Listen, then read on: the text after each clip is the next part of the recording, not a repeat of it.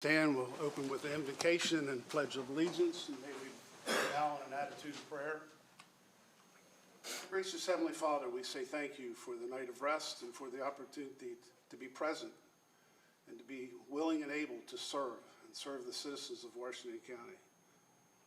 I pray, Lord, this morning that we would honor you and please you with the things we do and say. May we do it with kindness and civility and passion in our hearts to serve others. Direct us and guide us. Thank you for the beautiful day we're having. And Lord, just direct us and guide us. May we honor and please you in all that we do and say. For it's in your Son's name we pray. Amen. I pledge allegiance to the flag of the United States of America and to the republic for which it stands, one nation, under God, indivisible, with liberty and justice for all.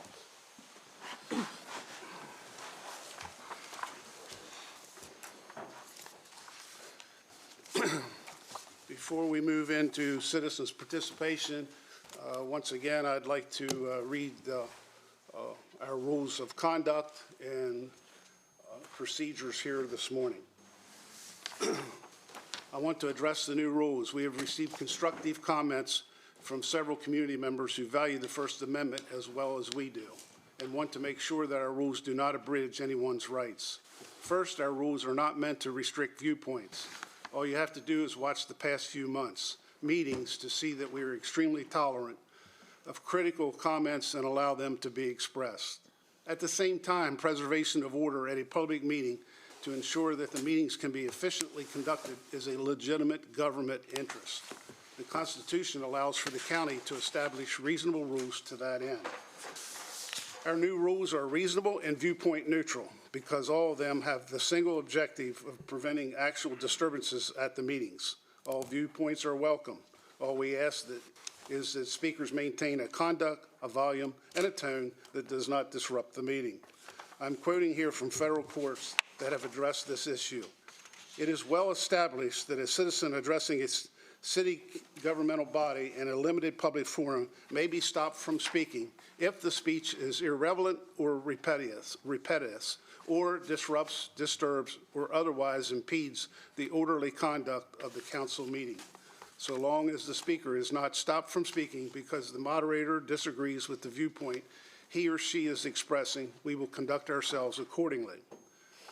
Regarding profanity, it is settled law that reasonable restrictions on profanity that disrupts the meetings are constitutionally valid restrictions. The question is when such language becomes disruptive. It is my job to make that distinction.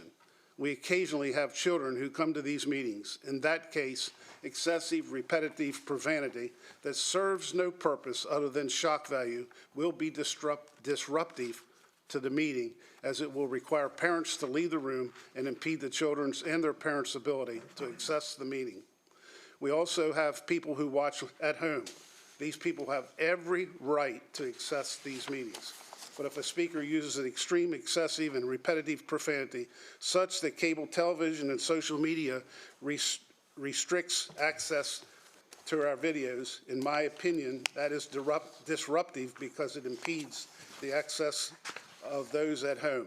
I am going to ask all speakers, regardless of viewpoint, to be sensitive to the rights of others when speaking.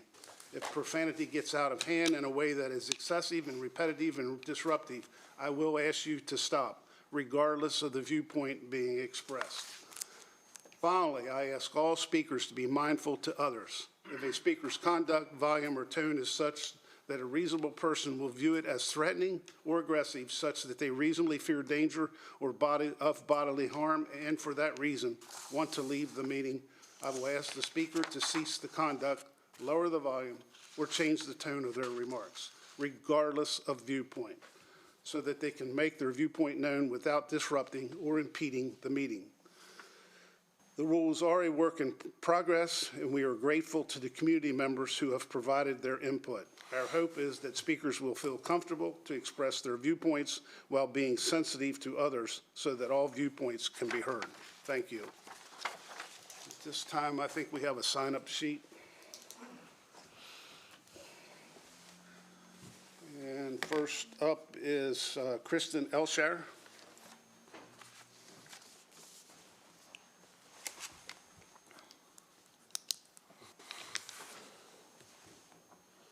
Morning.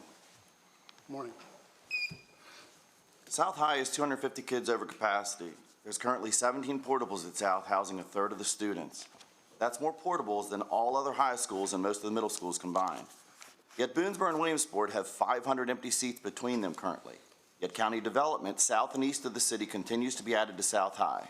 North High is a distant second at 5 portables and slightly over capacity, while Clear Spring and Smithsburg sit with 400 vacant seats between them. Based on U.S. Census data, the County Permits Office issued permits for 2,500 new housing starts between 2010 and 2020 and another 1,400 since the COVID period. That's 4,000 homes generating the need for school construction, or at minimum redistricting, and somehow, despite APFO fees and excise tax and repeated committees to study the issue, neither has occurred. If this is because the county missed out on the $2 million from city development during this period of less than 1% annual growth, then by all means, let's figure out how to correct that issue and save these non-city county taxpayers from this county development growth. What do I know, though? I'm just some dumb poor city resident looking for a handout for my kids' public education. I know this: my kids are smart enough to recognize when someone's selling them a good deal and have enough courage not to sit quietly by while others espouse bigotry disguised as good governance. Now, some of you may say that that's outrageous.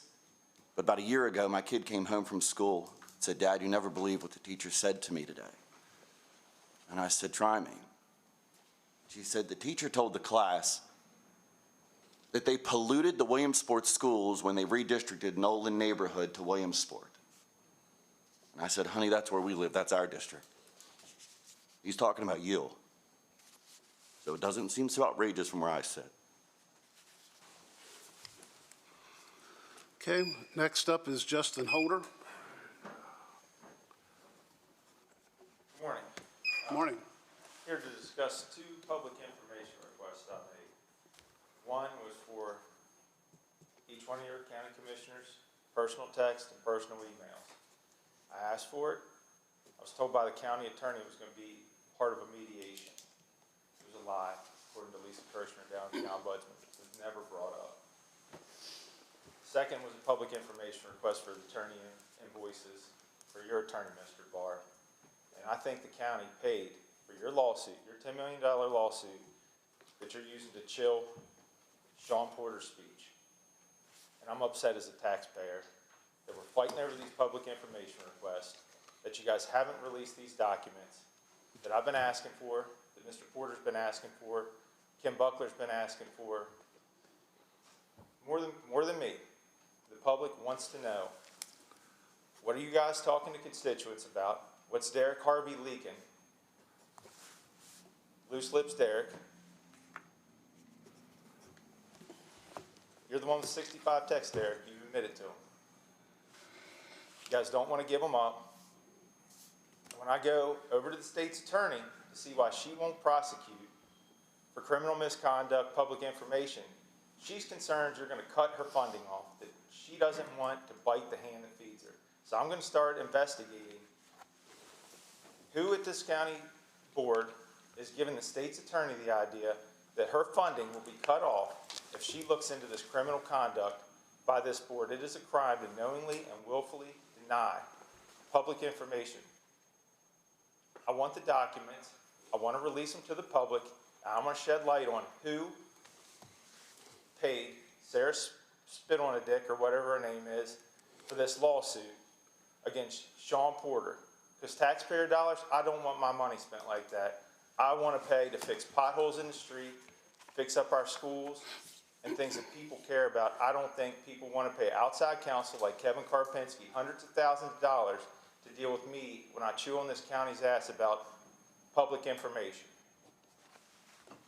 So my viewpoint, from one of your sharpest critics. Thank you, Mr. Holder. I still got 34 seconds, Mr. Barr. You're being disruptive, Mr. Holder. I'm going to gavel you. I'm done. Please leave.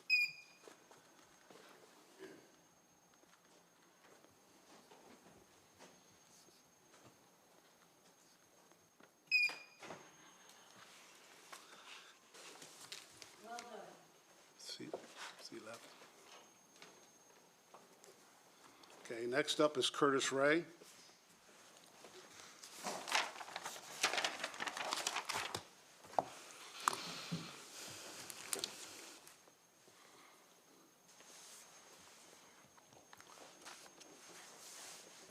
Hello, my name is Curtis Ray. I live at Hagerstown.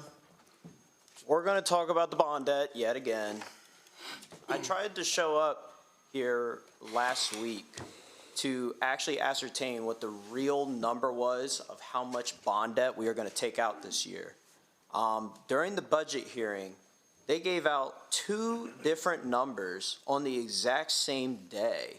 One was in the Citizen's Guide to a Budget, which everybody can access at their home. I recommend you go to the very last page. It says here 18.510. All right, that's how much we're taking out for 429. That's what was, or 513 on the Citizens Guide budget. And then on the exact same day that we did the budget presentation, on the PowerPoint, it said 20.9. So immediately, we already had two discrepancies. And then 2 weeks prior, at the county meeting, the debt service was 16.2. So in 2 weeks, we somehow went from 16.2 all the way to 20.9 million. And I come here to try and figure out what the actual number is because we had three separate numbers. And I'm like, what's the real number? It turns out everybody was super busy, super busy. I was in that lobby for about 8 hours. They attempted to throw me out, and they were just having a pretty horrible time with me trying to figure out what the real number was. And I still have yet to get any information back on it. So that alone is showing that you're trying to build up a bureaucratic wall to prevent people from actually figuring out what the real information is because the devil's in the details. That's just how it goes. We are lying to the people. This is consistent. I guarantee you our audit document is going to look atrocious this year because we're fluffing everything up. We're fluffing it up to make it look good that we're doing good as a county, when in reality we're doing poor. We're doing very horrible, and I don't understand why no one's being held accountable. I don't know whose fault it is exactly, but I guarantee you all can easily come together to find out who is causing these strifes in the county. And then let me go back to another main problem right now. The way you all are handling all of these issues with the people right now, with everyone coming up and causing a ruckus, you're breeding extremism. That's what's happening. If you all just let them talk and get their piece out, they go away usually. 9 times out of 10, they go away. And what's happening is you're feeding into it. You're just as bad because you're feeding into it, you're getting them exposure, they're getting a lot of social media, and it's making you all look extremely bad. I know you all might not know that, but that's what's happening. Thank you, Mr. Ray. Next up is Stephanie Phillips.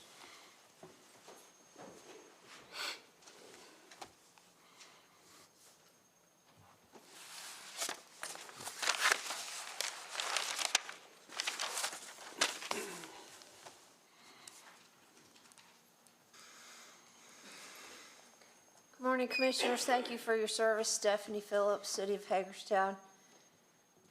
Relieved and disturbed to say, after 16 months, State Farm insurance vendor for automobile versus pedestrian, titled according to hospital report, finally stated that the hospital bills had been paid. I don't understand why it took so long. 2 versions of a Maryland injury report have no date, time stamp, or signatures. At the end of the discussion with Kathy from State Farm, I told her report still needs correction to 3rd version. This will change the report outcome, and that I don't agree with the picture. It gives the impression I was leaving the library. I never made it into the library. Some suggestions, some intelligence sources have suggested this wasn't an accident. It was intentional to end important government work I'm affiliated with. Since this is a school zone and library intersection, I recommend more and better traffic cameras. Picture and narrative produced was by human and computer, not from traffic cam generated. Again, no date, timestamp, or signature for the report. I haven't talked to my husband lately, but he is my advocate. Lastly, I want to say the last thing I said to this woman, she said maybe had I considered how I was interacting with him was why I was getting treated the way I was treated. And my last remark to her was, you know, I've been knocked off a bicycle before, and I've been injured before, but something about feeling like you're rolling around under a car will change you in ways that's hard to put into words. The other thing that I stated was that I strongly suggest her company work with our State Department, our Department of Defense, and our Interstate Commerce Commission, because they have a lot of challenges in their industry. And this incident and another incident I was involved in years ago could really be beneficial in helping them make the transition they need. They're in a monopoly with several other important interest groups that I am not going to name here today, except for to commend them, because both these groups that are stuck in a dysfunctional relationship with them have been accepting responsibility and making the reforms that they can. Insurance companies have leverage on everyone. You can't do business, own a home, drive, and the state of Maryland is prepared to do without them with the MAKE program and becoming self-insured, and we could model that. Thank you. Thank you, Mrs. Phillips. Next is Jeremy Tyndall.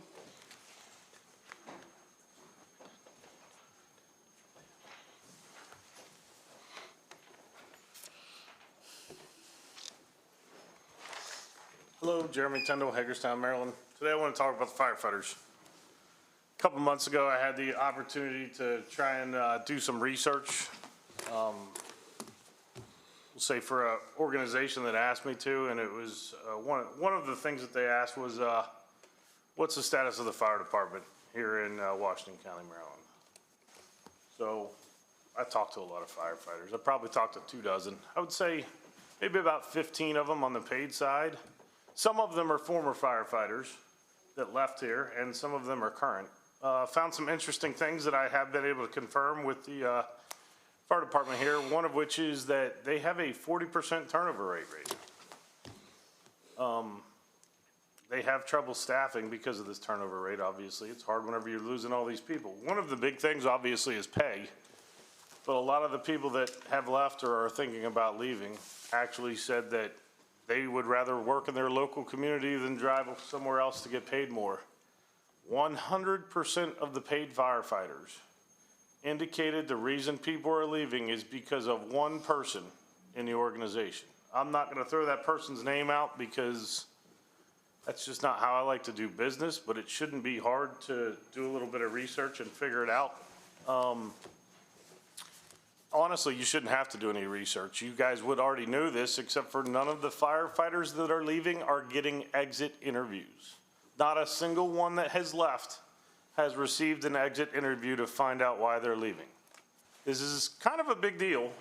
They are all willing to talk. They've tried to reach out and have exit interviews done, and apparently nobody wants to hear from them. So that's pretty much the only things I'm going to say about the fire department today, except for there's also some allegations of some sexual harassment things going on, and not saying that a lawsuit's coming, but there had been rumors of a lawsuit coming.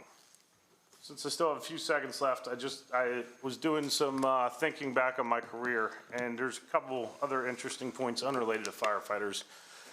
Letter of trespass, just generally speaking, has to list a specific place that a person is trespassed from. So if Walmart in Hagerstown wants to trespass John Doe from coming, they can't just say you're trespassed from Walmart's.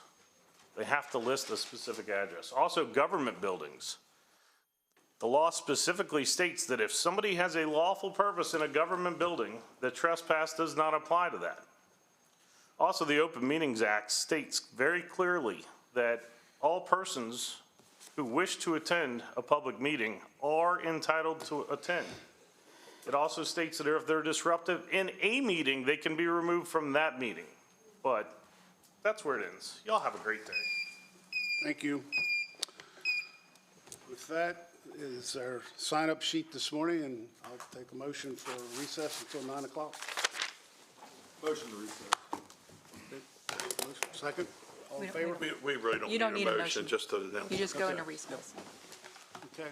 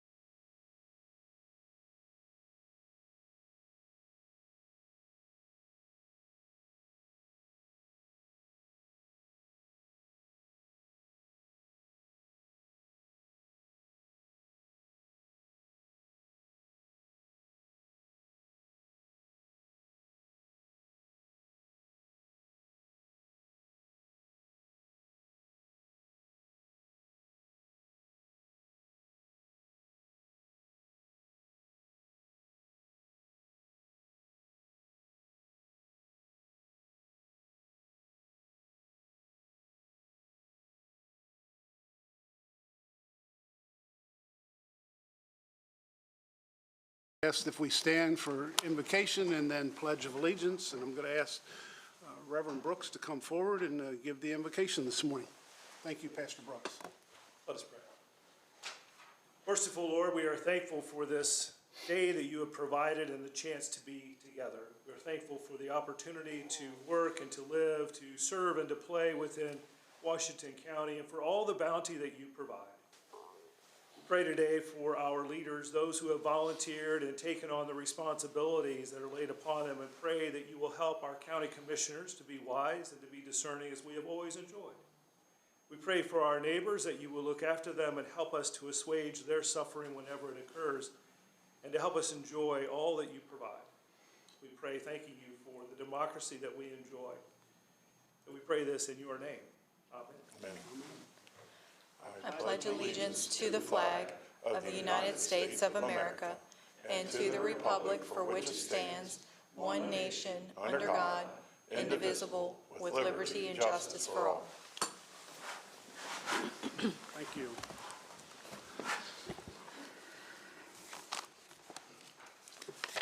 First on the agenda is the approval of the minutes for May 6th.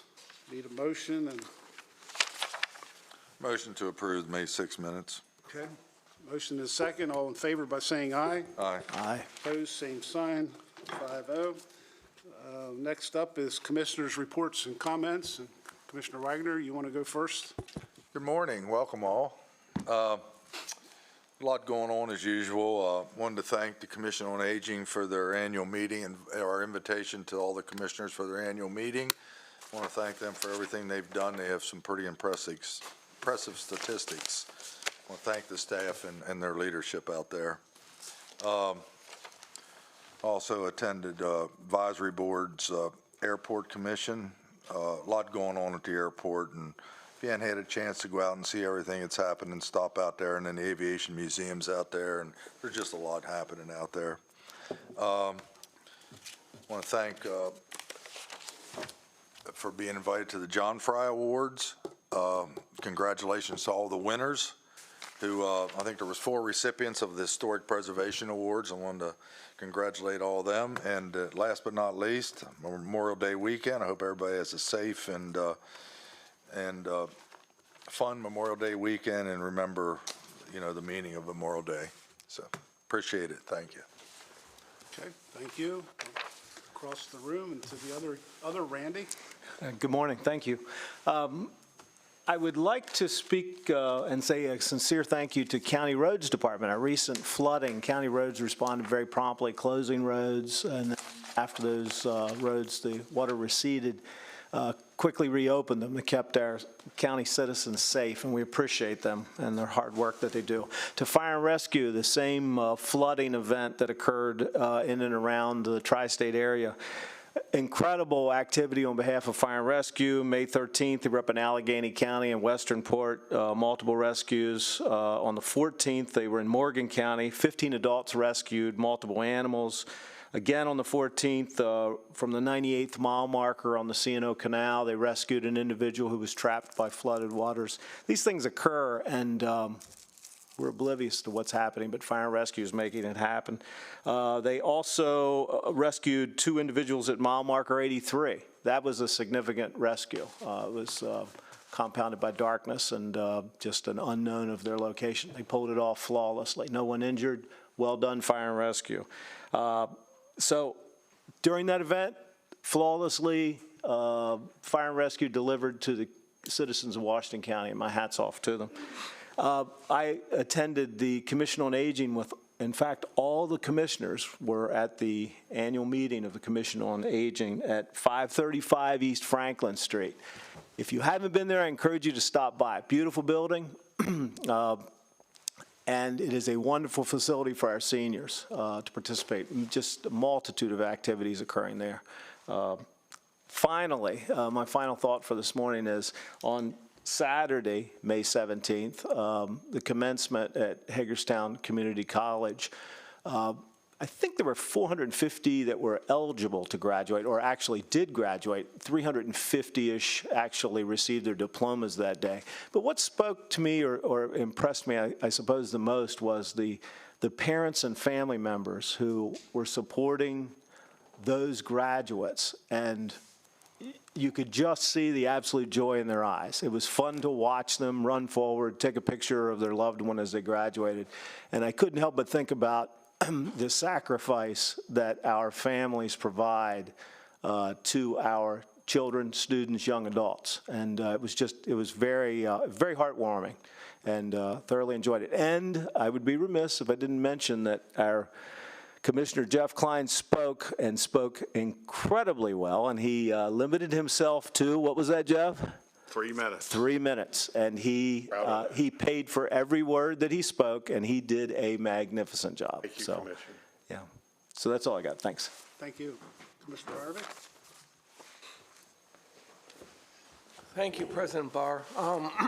Yeah, we all participated in a number of events, and other than the ones that were mentioned, we did finish up last week's National Police Week, recognizing the work, the sacrifices, and the great performance of our law enforcement officers, and we had a good ceremony recognizing the fallen of Washington County.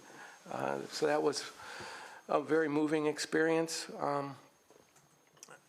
I would just focus for a second on, Memorial Day weekend coming up, and it should be, a time of cookouts and barbecues too. We have a parade on Saturday afternoon in Sharpsburg, and there's a Memorial Day parade on Sunday in Boonesboro. And, that's to honor and express gratitude for the fallen in our conflicts and wars over time.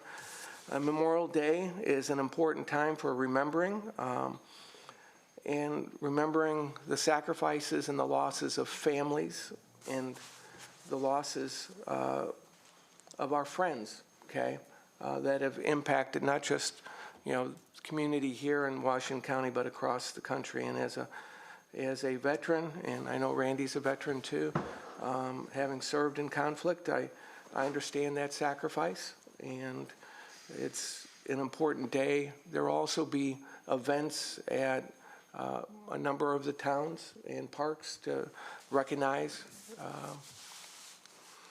and pay respect to the fallen. And I hope people in our community can get out and participate and show our appreciation for the fallen. So with that, I close. Thank you. Thank you.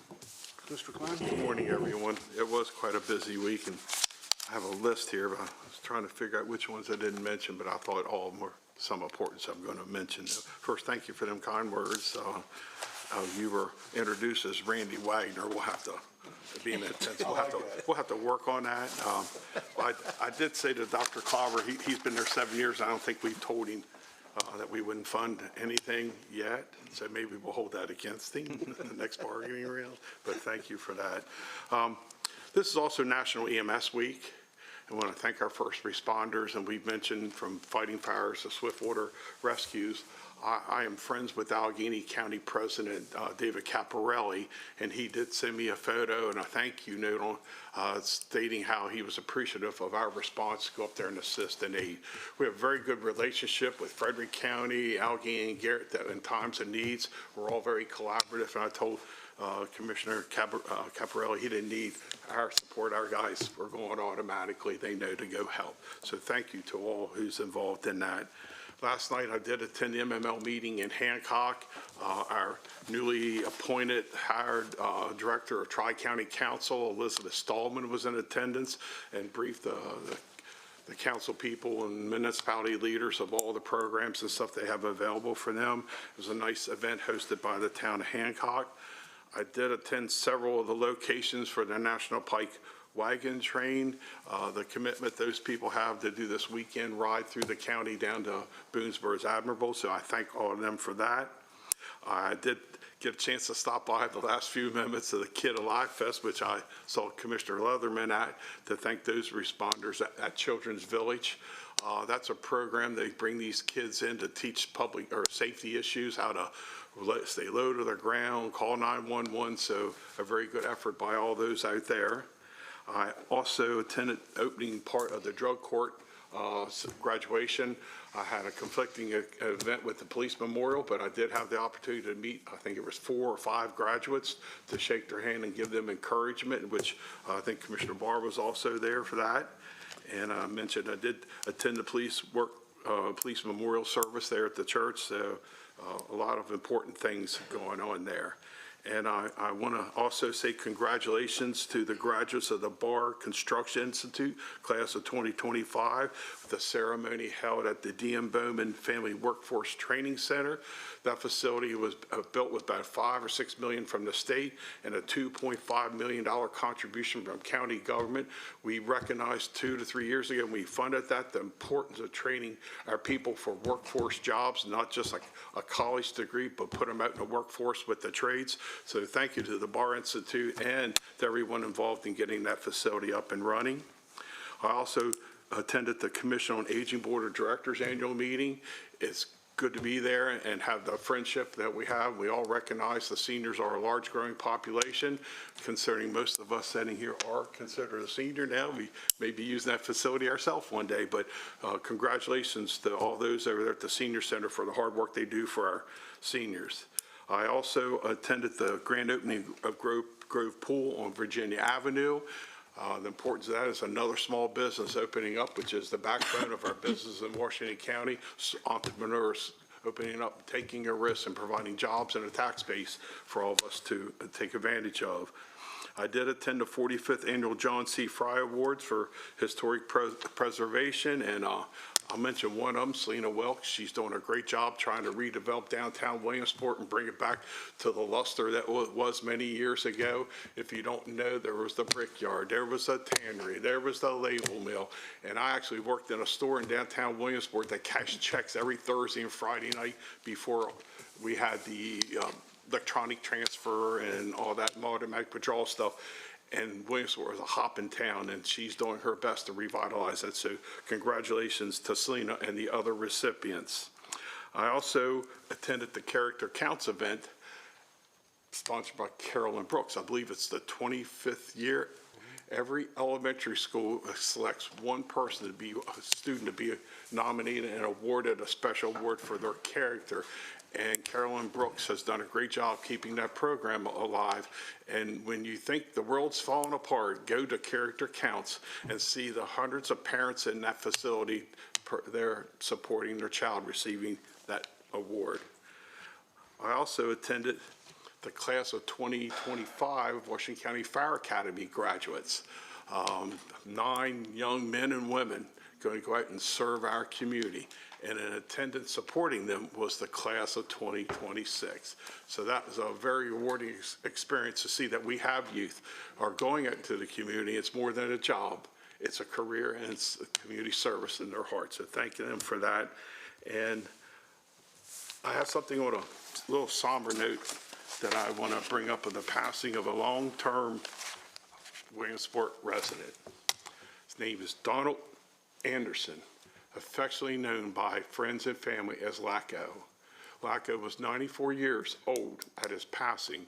He was a standout athlete at Williamsport High School back in the 40s when he graduated. He's famous for being a catcher on the high school baseball team with several other players who went on to the minor leagues and big leagues. And Lacko himself played minor league. But we all know behind every good pitcher is a good catcher on that baseball team. And if you notice, a lot of catchers go on to be managers. So I want to just acknowledge his contribution to the Williamsport community. He never forgot his old school. He could often be seen at baseball games, soccer games, and at the high school basketball games on a regular basis throughout his year. So a salute to the passing and the life and memory of Lacko Anderson. And that concludes my report, sir. Thank you, Commissioner Klein. It's always nice to follow up Commissioner Vice President Klein. He's everywhere, and we appreciate that, and I don't have to say much. But there are a few other events that please have share. not been mentioned here this morning that I'd like to go over. First and foremost, here of late in citizens' comments, we've had comments made that commissioners only work 3 hours a week. And as you can testify here this morning, that is not so. And I just want to get that across to the public that this group of fine gentlemen that I'm pleased and honored to be serving with are extremely hardworking, dedicated, and support and give back to this community on a daily basis, 7 days a week, not part-time as we've been accused. I need to get that out. First and foremost, I want to thank Pastor Brooks for being here. Appreciate your willingness, and we look forward to having you in the future. So again, thank you. Commissioner Klein had mentioned it, but for 51 years ago, my certificate from the Apprenticeship and Training Council said Hagerstown Junior College on it. Somewhere along the line over the past 51 years, it went solo with the Associated Builders and Contractors. About 20 years ago, the Bar Academy was formulated, and I won't get into all the details of that. I'm very honored to be a part of that. And most recently, it's been struggling a little bit, and thanks to Jim Klauber and the leadership board of directors at our Hagerstown Community College saw fit to bring that back under the original umbrella. And Friday night was the first graduating class of the Bar Academy under the Don and Joan Bowman Training Center. Was extremely well attended. Most of the graduates were there. It was a lot of pomp and circumstance, and yours truly was asked, and I was honored to give the speech, actually, the address for the graduation. So thanks to those that helped me put that speech together, and it was a very, very nice evening. And many of the graduates have a very fine career ahead of them in electrical, plumbing, HVAC, carpentry, and welding, and there's other trades there that are being taught, and looking forward to apprenticeship programs. So also the John Fry Awards, the National Police Week. A couple things that weren't mentioned also is the Clear Spring High School Band and Orchestra Concert. I have a granddaughter that played both she plays the large cello in the orchestra, and then she plays the I'm trying to think what it is. It's not a clarinet. It's the oboe. She plays the oboe in the concert band. So very honored to be there last Thursday night, I think it was, and they had a very nice program and well attended. The auditorium there at Clear Spring High School was packed with parents and grandparents and community members, and it was quite an event. Sunday afternoon, there was a spring concert, the Roarsville Cornet Band. You may or may not know that for 188 years, the Roarsville Band has been in continuous operation, if you will. They're all volunteers, and it's made up of community members from all over the area. And they had a very special concert. It was probably an hour and a half, almost 2 hours long, Sunday afternoon, and it was centered around paying respect to the orchestra director emeritus, Richard Haynes, who passed away at 2 months shy of his 100th birthday back in February or March. Richard was the conductor for 44 years, and he was a member of the Roarsville Band for 82 years. And so it was something rather remarkable, quite a story, quite some people gave personal testimonies about Mr. Haynes and his service and the history of the band. And I reached out to him after the concert, and at some point in time, if I have the commissioner's concurrence, I'd like to have him come here and have him make a presentation to us. So, all right with me. So, schedule. Love to do that. I'm trying to think. I'm sure there's other things. Again, this is a very busy week, a very solemn week where we pay respect on Memorial Day. If you're traveling, please be safe, travel safely, be with family and friends, and enjoy this upcoming weekend. So, thank you. No other comments. We'll move right into staff comments. Chip Rose, Emergency Management Position.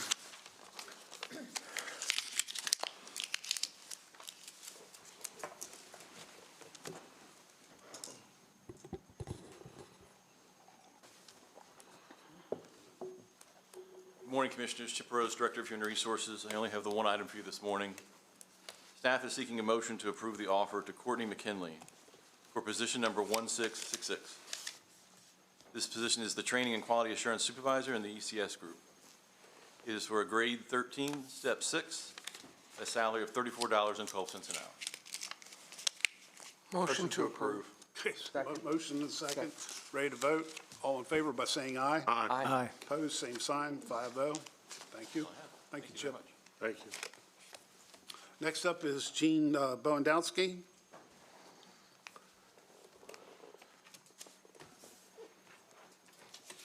Good morning, Gene.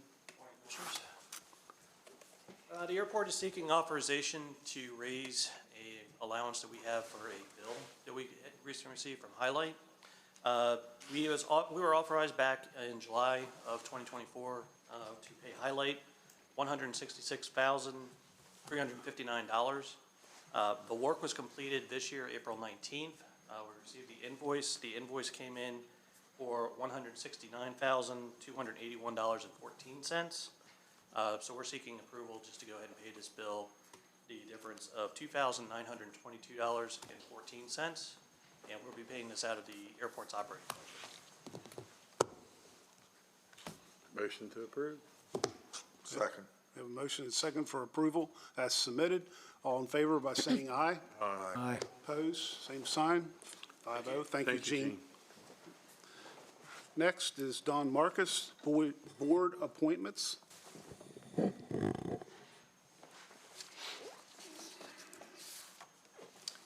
Good morning, Commissioners.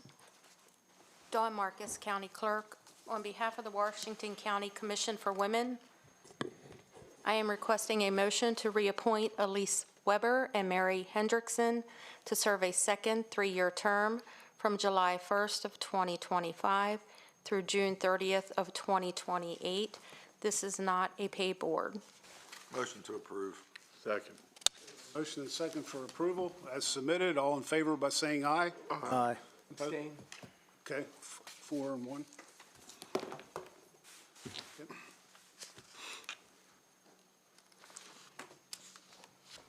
And on behalf of the Area Agency on Aging Advisory Council, I am requesting a motion to appoint Ida Howard to serve a first full 3-year term from June 1st of 2025 through May 31st of 2028. This is not a paid board. Motion to approve. Second. We have a motion and second for approval. All in favor by saying aye. Aye. Opposed, same sign, 5-0. And also on behalf of the Area Agency on Aging Advisory Council, I am requesting a motion to appoint Crystal Christian to fulfill a partial term through June 30th of 2026. Motion to approve. Second. Motion and second for approval. All in favor? Aye. Opposed, same sign. Thank you. 5-0. That's all that I have. Thank you. Thank you, Dawn. Michelle Gordon, County Administrator. Thank you. I also attended the John Fry Awards. I'd like to thank our water quality, emergency service workers, volunteer partners, our 911 emergency services, and our highways department for handling weather and flooding emergencies last week. Our dedicated employees ensure that residents and our community are safe. I'd like to thank Kelsey Mace, our Chief Financial Officer, and our Budget and Finance staff for all of their hard work on the fiscal year 26 budget. We did have the fiscal year 26 budget hearing last week, and they did an amazing job.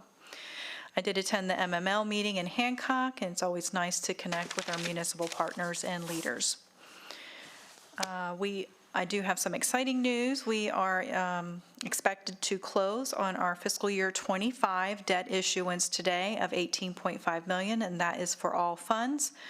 13 million of that is for tax-supported debt, and 5.5 million of that is for self-supported debt. It's expected to close at 10/30, and interest rates right now are hovering around 3.8%. And I wanted to clarify some numbers related to our debt service and debt issuance.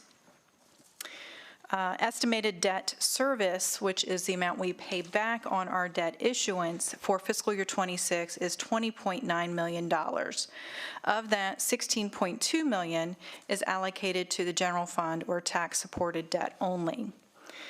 In fiscal year '26, we are estimating that we will issue an additional $22.3 million in new money bonds, and of that, $14 million is estimated to be tax-supported debt, and $8.3 million is estimated to be a self-supporting debt. And that's everything that I have.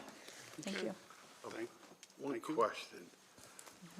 Dawn, you helped organize that John Fry event, did you not? Thank you for your efforts on that. I forgot to mention you. Thank you. Thank you. Nice job. It went very well. It did. I forgot something. I overlooked one upcoming event, and that is the comprehensive plan hearing, June the 3rd, 6 p.m. down at the Public Safety Training Facility on Sharpsburg Pike. So keep that on your radar. Comprehensive plan. With that, we'll move right into tab number 1, presentation of Juror Appreciation Proclamation.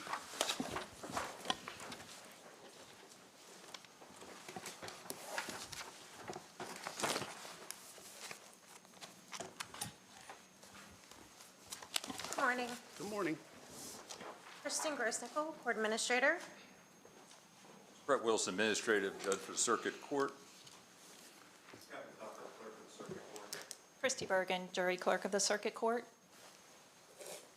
We would like to thank the commissioners today, and President Barr, Vice President Klein, Commissioners Wagner, Harvey, and Leatherman, as well as Administrator Gordon, Attorney Kiefer, and of course Clerk Marcus, who holds the team together.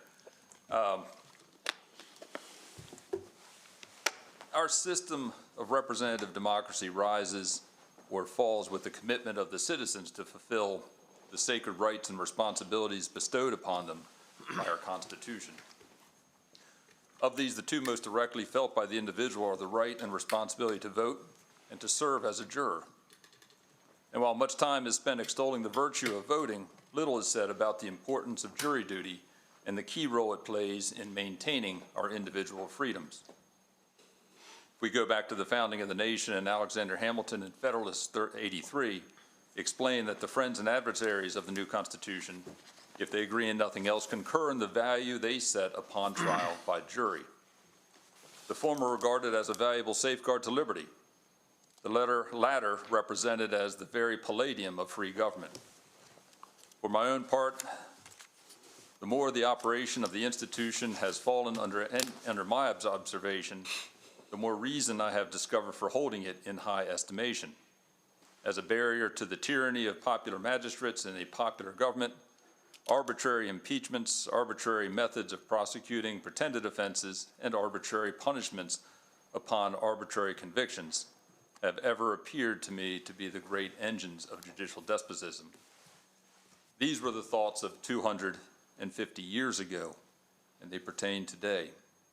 Moreover, on the practical side, our system of justice collapses without the willingness of the citizenry to serve, to be attentive, and to take responsibility for the application of our laws to the facts of life. Without trials, justice stops. Without jurors, the system fails. I cannot state strongly enough how incredibly thankful we are to each and every individual who answers the call and makes himself or herself available to be chosen to sit with fellow citizens to make the decisions that allow justice to be available for all. So the Andrew F. Wilkinson Courthouse, Washington County Circuit Court, we'd like to celebrate Juror Appreciation Month to recognize the Washington County residents who have served on jury duty in the past year. The court greatly appreciates and values your time, commitment, and contributions to the justice system. So just a few facts about jury duty. Jury duty in Washington County is on a 1-month term, and Jurors are random, I'm sorry, 1 week. It used to be 1 month. It changed to 1 week in 2019. They're randomly summoned 6 weeks prior to service based on voter registration and MVA records. In calendar year 2024, there were 13,143 citizens summoned for jury duty. 4,858 were actually called in for service, and we started 108 jury trials.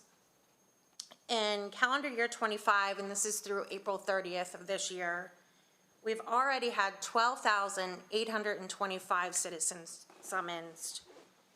3,579 have reported for jury duty, and we've started 76 jury trials. We actually have 2 getting ready to start today. So through your service, you've ensured that the right to trial by a jury is guaranteed for all in our community. And we'd also like to thank the employers who encourage and support their employees when they're called for jury service, because we understand that takes time away from your work and also family. The judicial system depends on your service for jury duty, and so we thank you for filling your obligation. As the clerk of court in Washington County, I am the jury commissioner, so the jury falls under my purview.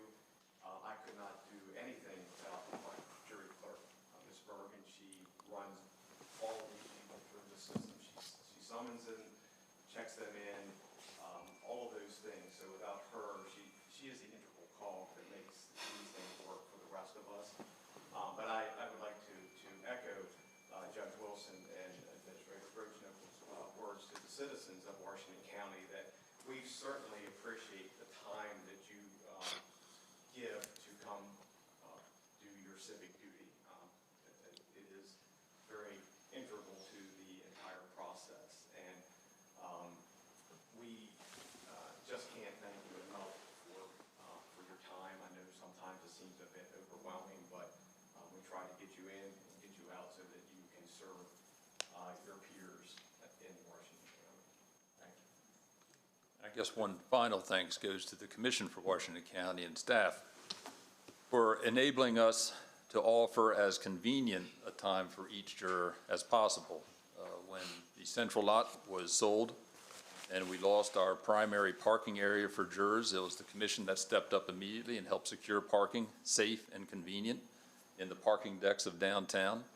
It is the Commission who has agreed to continue to offer some type of mileage reimbursement for those who have to travel further or furthest to get to the Circuit Court for Washington County to serve.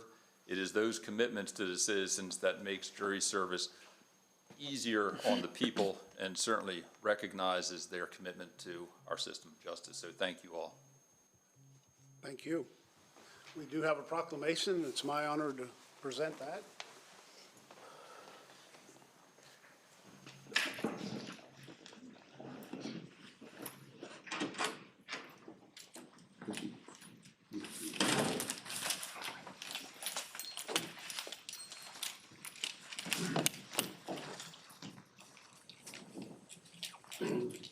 On behalf of the County Commissioners, I'd like to read this proclamation, Jury Appreciation Month, May 2025. Whereas the right to a trial by jury is one of the core values of American citizenship, and the obligation and privilege to serve as a juror are fundamental to our democracy.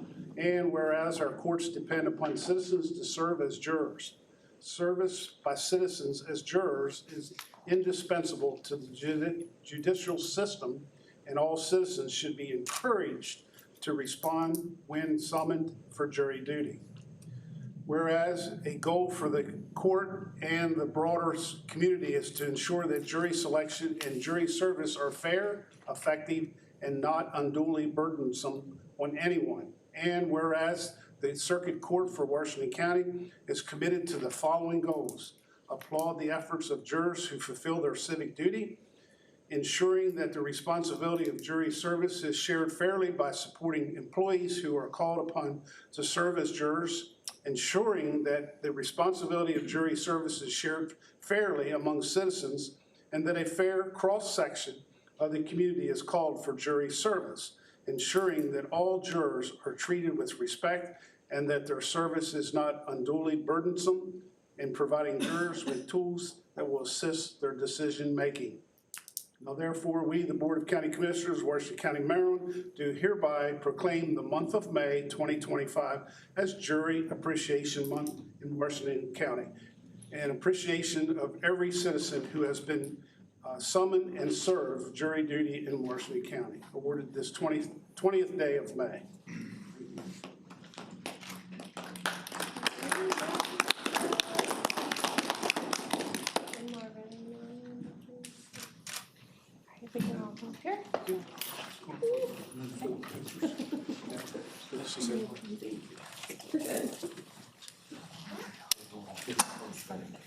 Guys are heading up this way. Thank you. Thank you.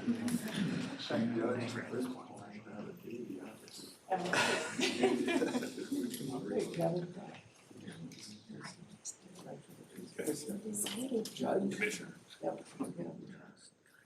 I get accused of being too often. That's right. All right. Ready? Everyone look here. 1, 2, 3. One more. 1, 2, 3. Thank you. Thank you. Thank you. Thank you, guys.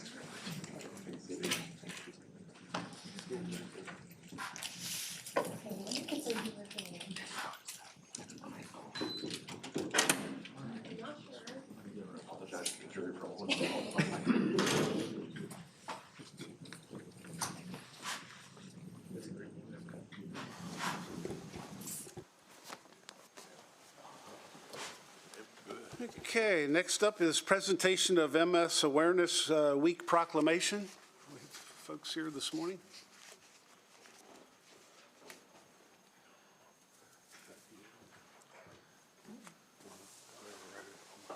Good morning. Morning, Commissioners. Thank you for having me today. I'm Michael Tallman. I'm currently a member of the National MS Society Government Relations Committee. I'm here today to ask you for a proclamation for MS Awareness Week next week. Multiple sclerosis, as you know, is a debilitating disease that affects roughly 1 million Americans and 2.2 million people worldwide. The symptoms vary, going from vision loss, pain, fatigue, impaired coordination, walking, and various things like that. I myself was diagnosed with MS in 2007, just 4 days after I turned 30 years old, and 6 years after serving in the United States Navy. There's no cure for MS, and as that, we ask commissioners to proclaim next week MS Awareness Week in honor of MS Awareness Day, World MS Day, May 30th of this year. Thank you very much. Okay, thank you. That's the,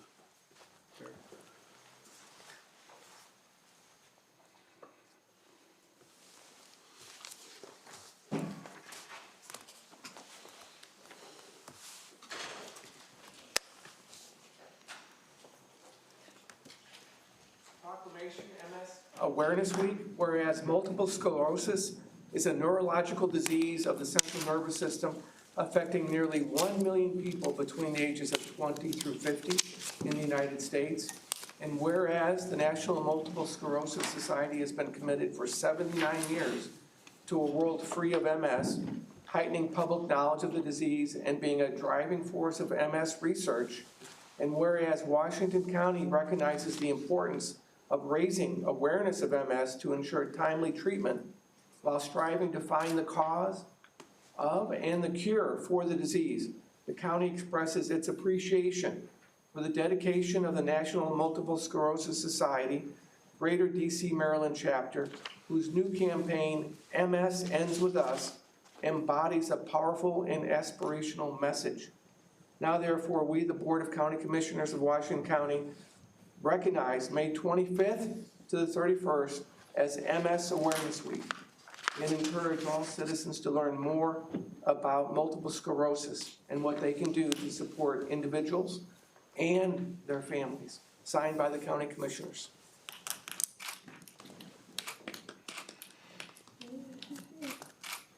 One more. All right, everyone.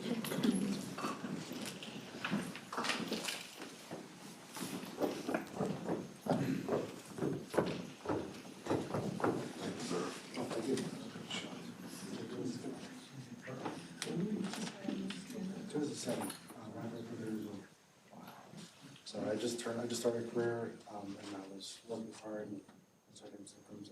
I got 2 years diagnosed with it. I live now 17 years with MS, and I'm doing pretty good now. It's due to the advancements and treatments. Good for you. All right, if everyone can look right here, ready? 1, 2, 3. Just a little more, 1, 2, 3. Perfect, thank you. Thank you again.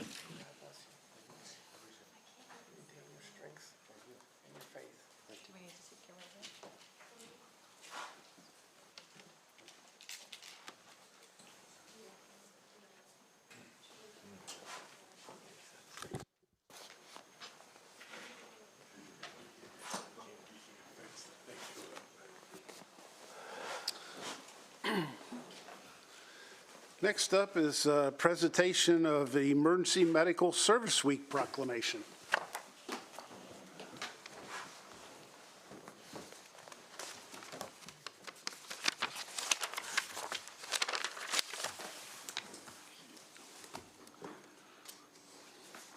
Good morning, Commissioners. David Chisholm, Deputy Director of Emergency Services. Melanie Higgins, EMS Quality Assurance Captain. Todd Smith, Chief, Williamsport Ambulance and Rescue Service. We thank you for acknowledging EMS Week in 2025. The theme for this year is We Care for Everyone. Over 600 EMS clinicians in Washington County responded to over 30,000 calls for service last year. That includes emergency medical responders, EMTs, cardiac rescue technicians, and paramedics on fire apparatus, ambulances, and chase cars.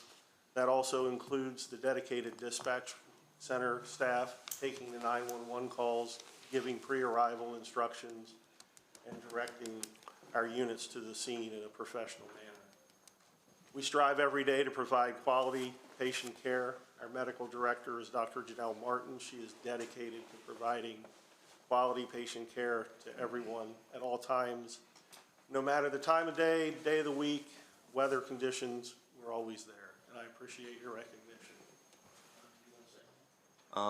As a volunteer within the Washington County Fire and Rescue Service, extremely proud of the volunteers and the career staff of Washington County, what we have. There's a lot of places that would give anything to be able to have what we have at this point. We continue to grow, we continue to move forward, technology, training. Call volume goes up, it doesn't go down. The demand for us increases daily, and we answer the calls. Sometimes it's a struggle. Sometimes everybody in the county's out, and we're passing each other to cover everybody else's area. But we appreciate all the support and the backing from the county commissioners for what you do to help us to do our jobs. Thank you. Thank you. Yay.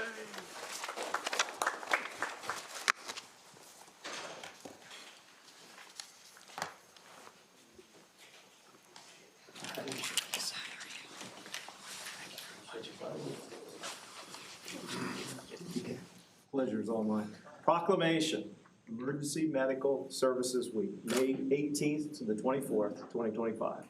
Whereas emergency medical services are a vital public service and the members of emergency medical services teams are ready to provide life-saving care to those in need 24 hours a day, 7 days a week, and access to quality emergency care dramatically improves the survival and recovery rate of those who experience sudden illness or injury. Emergency medical services fulfill healthcare gaps by providing important out-of-hospital care, including preventive medicine, follow-up care, and access to telemedicine. And the emergency medical services consist of first responders, emergency medical technicians, paramedics, emergency medical dispatchers, firefighters, police officers, educators, administrators, pre-hospital nurses, emergency physicians, trained members of the public, and other out-of-hospital medical care providers, and the members of emergency service teams, whether career or volunteer, engage in thousands of hours of specialized training and continuing education to enhance their life-saving skills, and it is appropriate to recognize the value and accomplishments of emergency medical service providers by designating the Emergency Medical Service Week.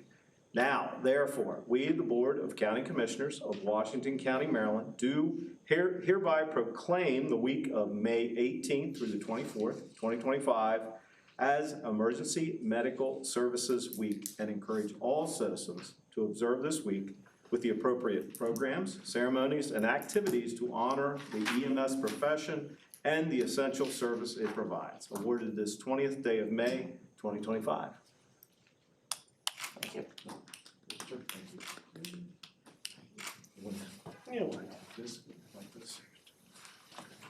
All right, and then here, 1, 2, 3. And we'll this way, 1, 2, 3.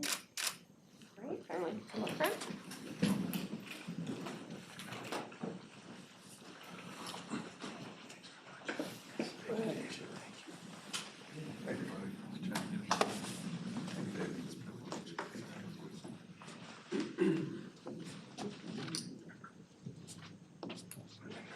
Pretty tall.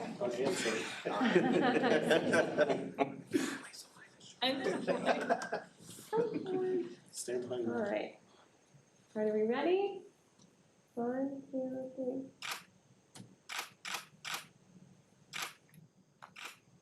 All right. Thank you. Thank you.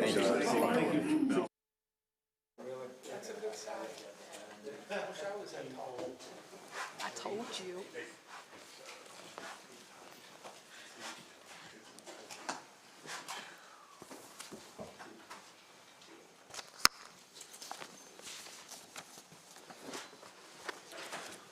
Okay, next on the agenda is county support for Maryland State Capital Grant Application Reference Williamsport Library Project.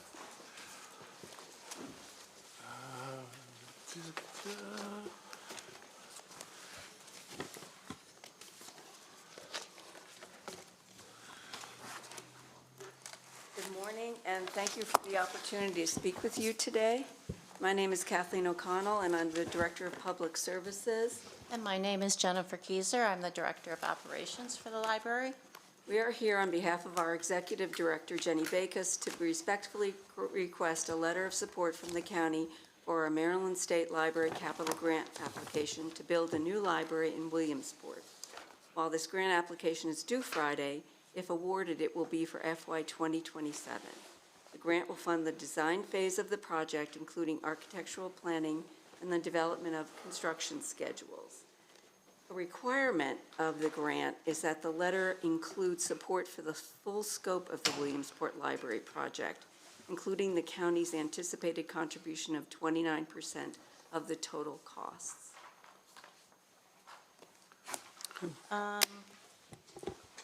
So the only other thing we wanted to mention is that this is a very competitive grant. There's only $7.5 million up for grabs for 24 counties. So while we can say that it'll be, you know, a 29-71 split, and we hope to get the whole amount, there's no guarantee that we will get the whole amount. Okay. Questions, discussion? Support a letter. Okay. Second. We have a motion and a second on the floor to support as submitted. All in favor by saying aye? Aye. 1 second, Commissioner. Sorry, county administrators conferring with the CFO. Okay. Yeah, I had one question, or just wanted to illuminate something here a little bit, but I don't know if we voted or. No, we haven't voted. We Withdraw haven't- the, we'll still keep the first and second, and we'll go to Right. the discussion as soon as she's finished. Yeah, and I think the question will be for the county administrator, Okay. or maybe they have the answer, but it says here this is a commitment of $5,485,000. And my question is, I think we Minimum. probably have that in our capital budget, but I don't know if we've saved that.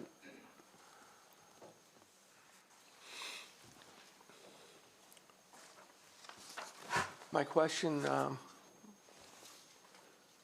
Michelle Gordon, is do we have money in our capital reserves aligned for this? We do have money aligned in our capital reserves for this. However, I do need to make some corrections to the numbers that have been submitted. I thought this had been corrected before today.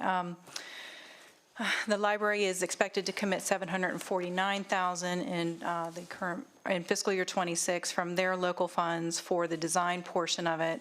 The amount that the county is contributing towards this is $4,449,050. The total local contribution, which includes the library's contribution and the county's contribution, is $5,328,060. The amount that they had originally told us that the library would cost in our fiscal year '26 budget is $17,444,000. So their number is a little bit different. I'd like to amend the letter to include the numbers that we have in our fiscal year '26 budget, which is $17,444,000. And then, where's it at? The county's contribution is $4,489,050. We can also add in a line that includes $749,000 from the library to make the local portion $5,328,060. So those are the corrections that I need to make to that letter. I'd like to amend my motion to include the corrected numbers as stated by the county administrator. Okay. And then one could expect that this could go up over time due to inflation and things, and we would. Correct. Okay. All right. Thank you. Okay. I'll second. You'll Yep, second? second with corrections. Okay. Ready to vote? All in favor by saying aye? Aye. Opposed, same sign. 5-0, thank you. Thank you.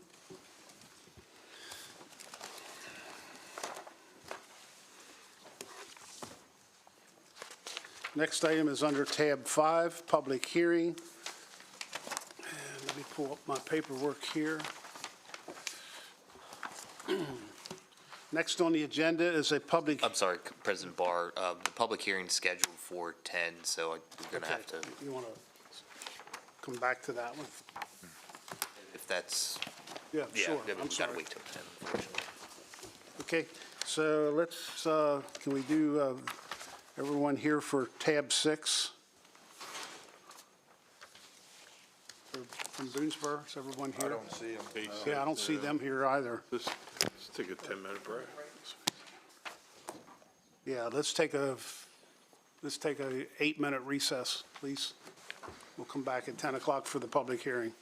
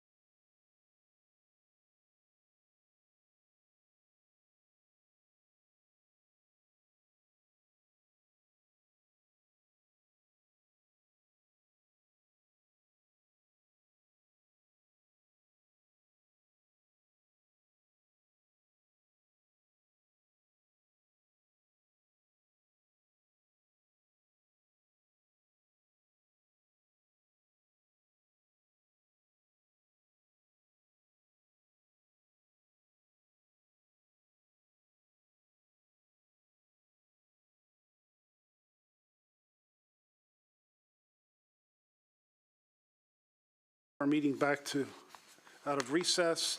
Next on the agenda is a public hearing concerning a proposed zoning map amendment, RZ 25-001. The purpose of this hearing is to hear public testimony concerning the matter.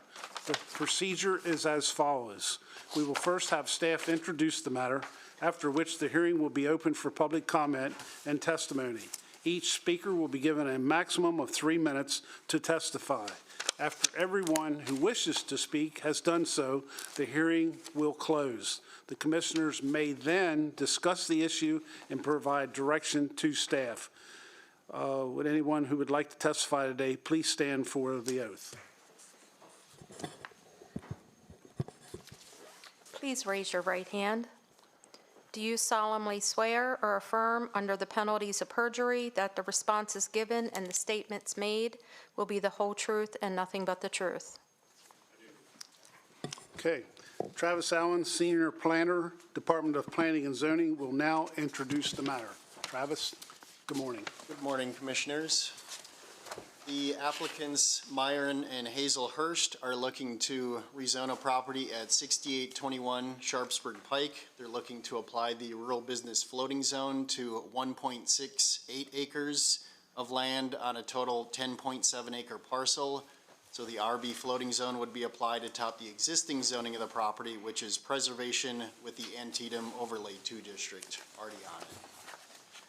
The existing conditions of this site, it contains a single-family dwelling, barn, and a semi-recently constructed accessory structure, which is currently being used as a garage slash office building. That accessory structure, which is kind of the focus of this rezoning, was originally permitted as an agricultural support building for various farm-related purposes in 2020. And the applicant is now looking to use that accessory structure to create a tire repair shop. The property is also encumbered with a permanent easement from the Maryland Environmental Trust, established in 1997. The purpose of the Rural Business Zoning District is to permit the continuation and development of businesses that support the ag industry and farming community, serve the needs of the rural residential population, provide for recreation and tourism opportunities, and to establish locations for businesses and facilities not otherwise permitted in rural areas of the county. It is established as a floating zone, which may be located on any parcel in an ag, environmental conservation, preservation, or rural village zoning district. And a floating zone is one which delineates that specific conditions must be met in order for it to be applied to a piece of land. Those conditions are outlined in Section 5E of the zoning ordinance. They state that the district should not be located within any designated growth area. The district should have safe and usable road access, including that which would be generated by the proposed land use. On-site issues such as water, sewer, stormwater management, etc., should be able to be adequately addressed in site planning. And the location of the RB district should not be incompatible with existing land uses, cultural or historic resources, or ag preservation efforts in the vicinity of the proposed district. Other requirements of this application process include the submission of a preliminary site plan, which shows the site layout and meets various other zoning ordinance criteria, so that if the RB district is then approved, it's only approved for the use identified on the application and that site plan, and the district then only covers the portion of the parcel or lot identified in that application and on the site plan. So if that were to change in the future, if the district were approved, that would be again looked at by our planning commission, and potentially we would have another public hearing down the road if conditions change from what was approved with this district. Other criteria in the zoning ordinance in Article 27, which also relate to piecemeal rezoning map amendments, don't figure quite as prominently to these rural business rezonings, so those criteria are analyzed selectively in your staff report for your reference. In reviewing this application, one thing that sort of stood out to staff looking at the various particulars of this case is that issue of compatibility mentioned in the criteria. This property is located within a quarter mile of the Antietam National Battlefield, again in the Antietam Overlay 2 district, zoning district. The AO2 district is an approach buffer to the Antietam National Battlefield, which is designed to regulate the exterior appearance of all commercial and non-residential uses, excluding farm structures, to preserve the historic character of the road corridor on the approach to the battlefield. And it extends 1,000 feet on either side of the road center line on Sharpsburg Pike in this case. Again, the property is also encumbered with an MET easement established in 1997. The purpose of that easement is to conserve the scenic, cultural, rural, historical, archaeological, agricultural, woodland, and wetland character of the property. It is designed to prevent the use or development of the property for any purpose that would conflict with the maintenance of the property in its open space condition and in protecting the viewshed and landscape surrounding the Antietam battlefield. Easement does also restrict commercial activities on the property other than farming, except those that can be performed in existing buildings. So in routing out this application to various outside reviewing agencies, the most substantive comment came from the Historic District Commission, kind of touching on some of those compatibility-related concerns. The HDC noted that they did not review the permit for the ag structure in 2020, again, because the AO2 district exempts agricultural buildings from review, so they were unable to comment on the exterior appearance of the building, which is now being proposed for a commercial use so that it would fit the historic character of that area. They also noted that the other active RB use in the area located on the property immediately to the south at 6741 Sharpsburg Pike, which was established historically, is minimally visible from the roadway and is buffered by significant forest cover, whereas this subject site does not have any forest cover. They noted that the property deed does not make note of the existence of the MET easement, and the proposed use, in their opinion, does not appear consistent with the language of the MET easement. They do concede, however, that they believe that as long as the use is restricted to the pole building and the minimal parcel area identified on the rezoning application, the proposed use would not be in conflict with the purpose of the AO2 zoning district, which is kind of mostly what they are reviewing for under the AO2. They do state, however, that their preference would be to minimize areas where floating zones, again, such as this RB use in this case, interact with overlays, in this case the AO2, due to the potential expansion of commercial uses over time in areas where resource protection should be a priority. We did, of course, also reach out to MET to get their take on this proposed application since they are the easement holder, and the response, frankly, was a little bit confusing, but what I gathered is that because the MET deed does not explicitly say that commercial activities are limited to buildings that existed at the time the easement was established, technically this use would be allowed in the existing structure as long as the exterior appearance wasn't changed and the materials were stored out of sight. That's what they reported, despite the MET deed from 97 listing the buildings that existed at that time in 1997, and of course a structure built in 2020 would not have been listed on that deed in 1997. They did, however, state that it is not their preference to establish a commercial business unrelated to agriculture on the property, but they don't control the zoning. That's the county's purview to decide whether the zoning is appropriate, and that's what we're here today for. So to summarize staff's review of this application, we recommend that the board closely consider the compatibility of the proposed use in the context of its location in immediate proximity to Antietam Battlefield, alongside the nature of the use that's being proposed.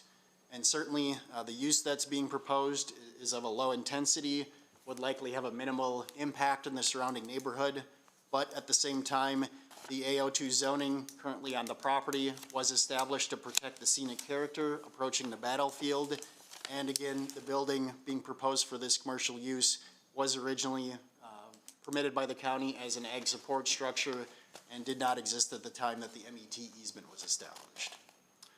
In terms of public comments, we have received just one comment on this application, and it was in favor of the proposed rezoning. Okay. We will now open the hearing for public comment. Anyone wishing to comment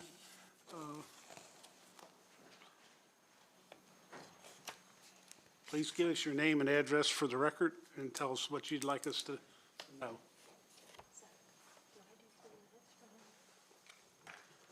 Good morning, Mr. President and Commissioners. For the record, Noel Manalo, Law Offices of Offutt Kerman, 30 West Patrick Street, Frederick, Maryland.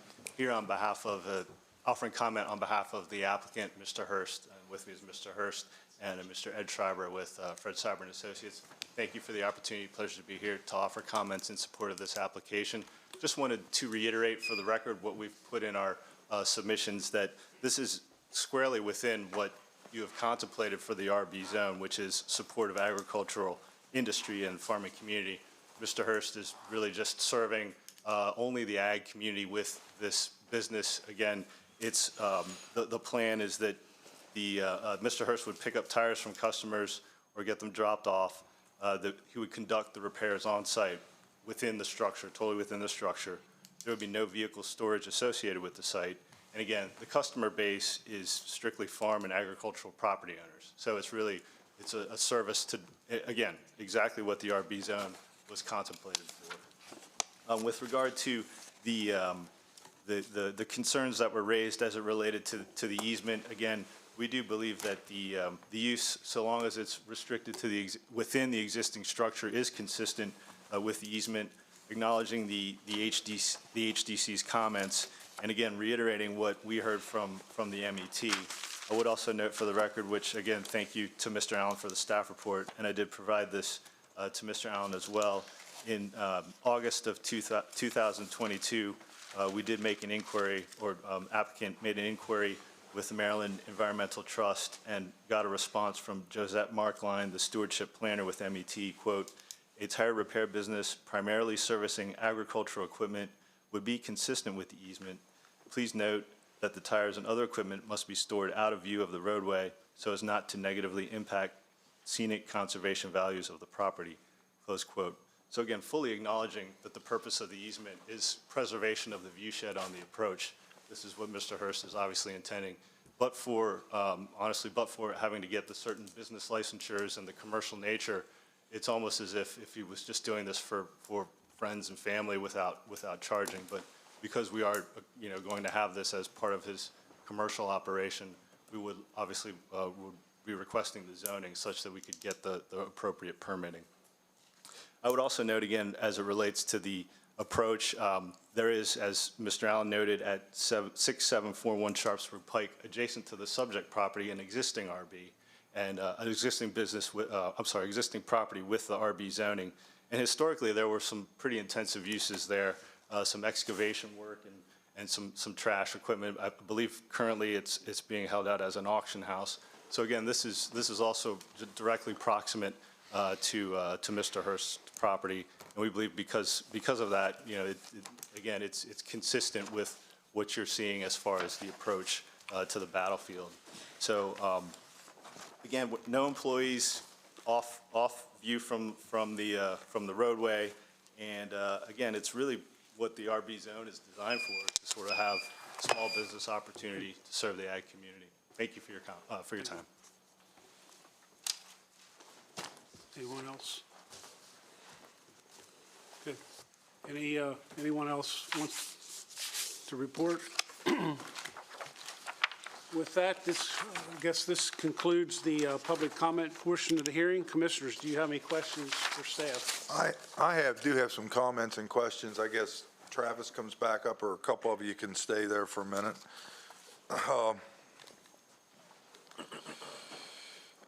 Did you say that this was always okay or approved for an ag support building, right?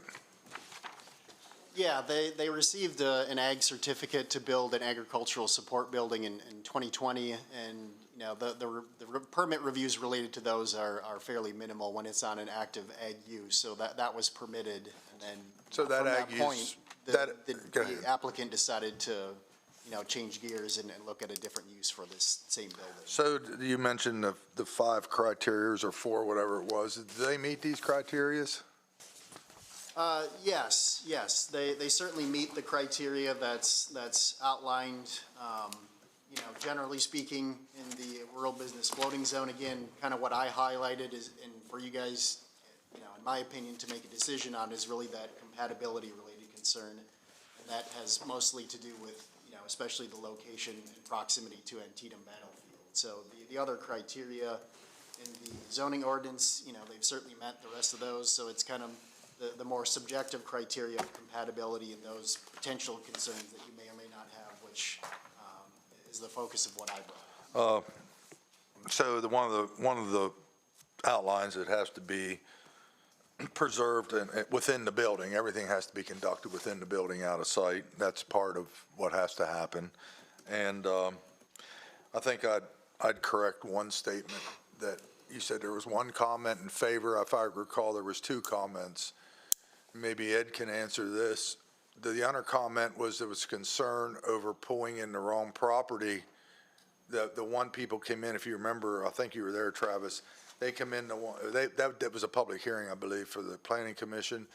One concern was the people coming to the tire repair, which I'm not sure why it was a tire repair before this, but they pulled in the wrong driveway and the people were getting tired of them pulling. They must have a large garage somewhere.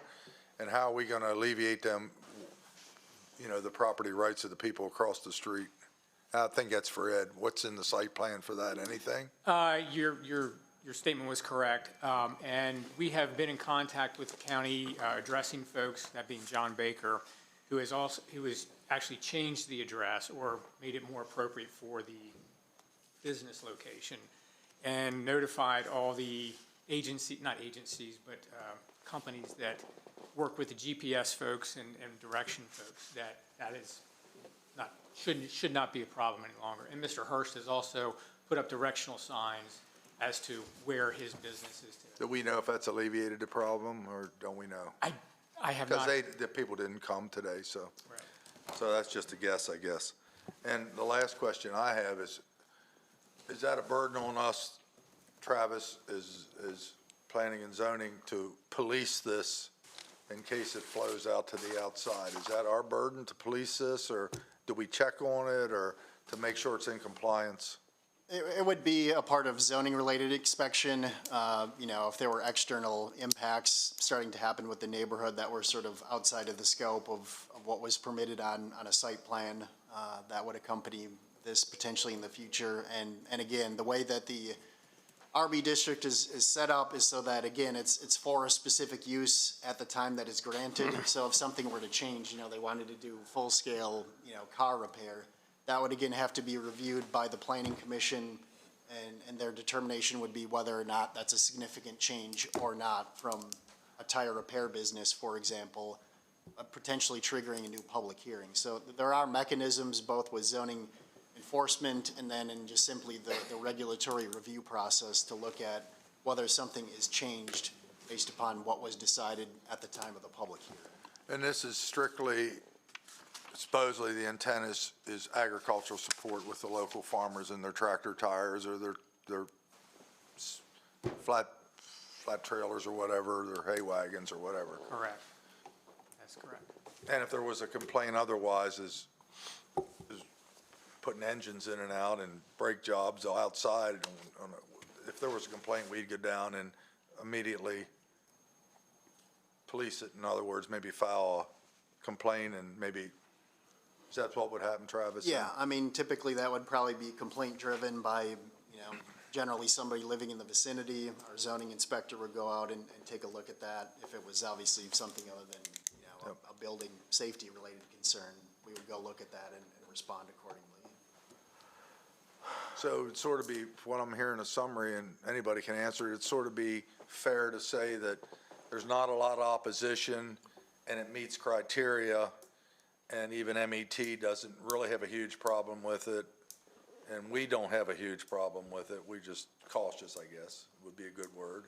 Yeah, I'm kind of just suggesting that you consider all sides of what's being presented here is a quick way to summarize it. That's all I have.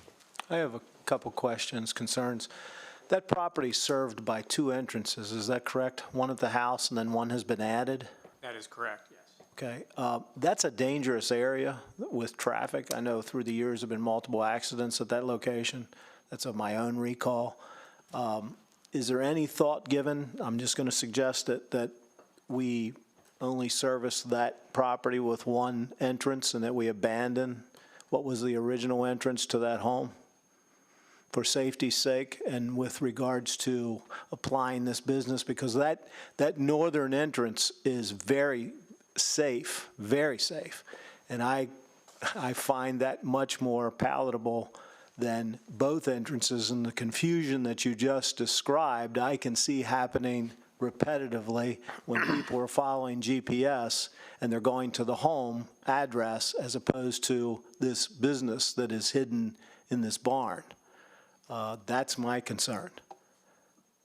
Mr. Hurst can probably answer that question better than I, as he is the owner of the house and the business itself. My own personal observation was when I placed the signs out there, I put one on each entrance, and that entrance to the southern entrance appeared to be closed with a gate and almost to the point where it was abandoned. It did not look as if it had very many vehicles traveling across it. He's over here. He's sitting to your left, he snuck up. It is, the gate is shut, and we only open the gate to go get the mail for the convenience of getting the mail. Okay, We okay. don't use it personally. You do not? So you can arrive at the home using the northern entrance that you installed or previous owners installed? Okay, that's a big concern, it really is, the safety of vehicle traffic through there because of I don't need to tell you, it's obvious. That's why those barriers are in place for traffic at the top of that hill. That's why they were installed originally. So my second point of conversation is signage for this business. What's the view shed going to be? I'm south on Sharpsburg. I'm trying to arrive at Antietam Battlefield, and suddenly I see what? That tells me that there is a tire shop there. What am I going to see? So that kind of related to Mr. Wagner's comment, kind of clarifies some of the things that were discussed at the public information meeting. The neighbor to the south brought up that issue of signage, again, related to traffic coming into their property. And, Frederick Seibert was discussing it at that meeting as well, too. But there is both limitations on the size of what can be put there, and then the Historic District Commission would also review the actual character of it as well, too, in terms of what would be allowed there.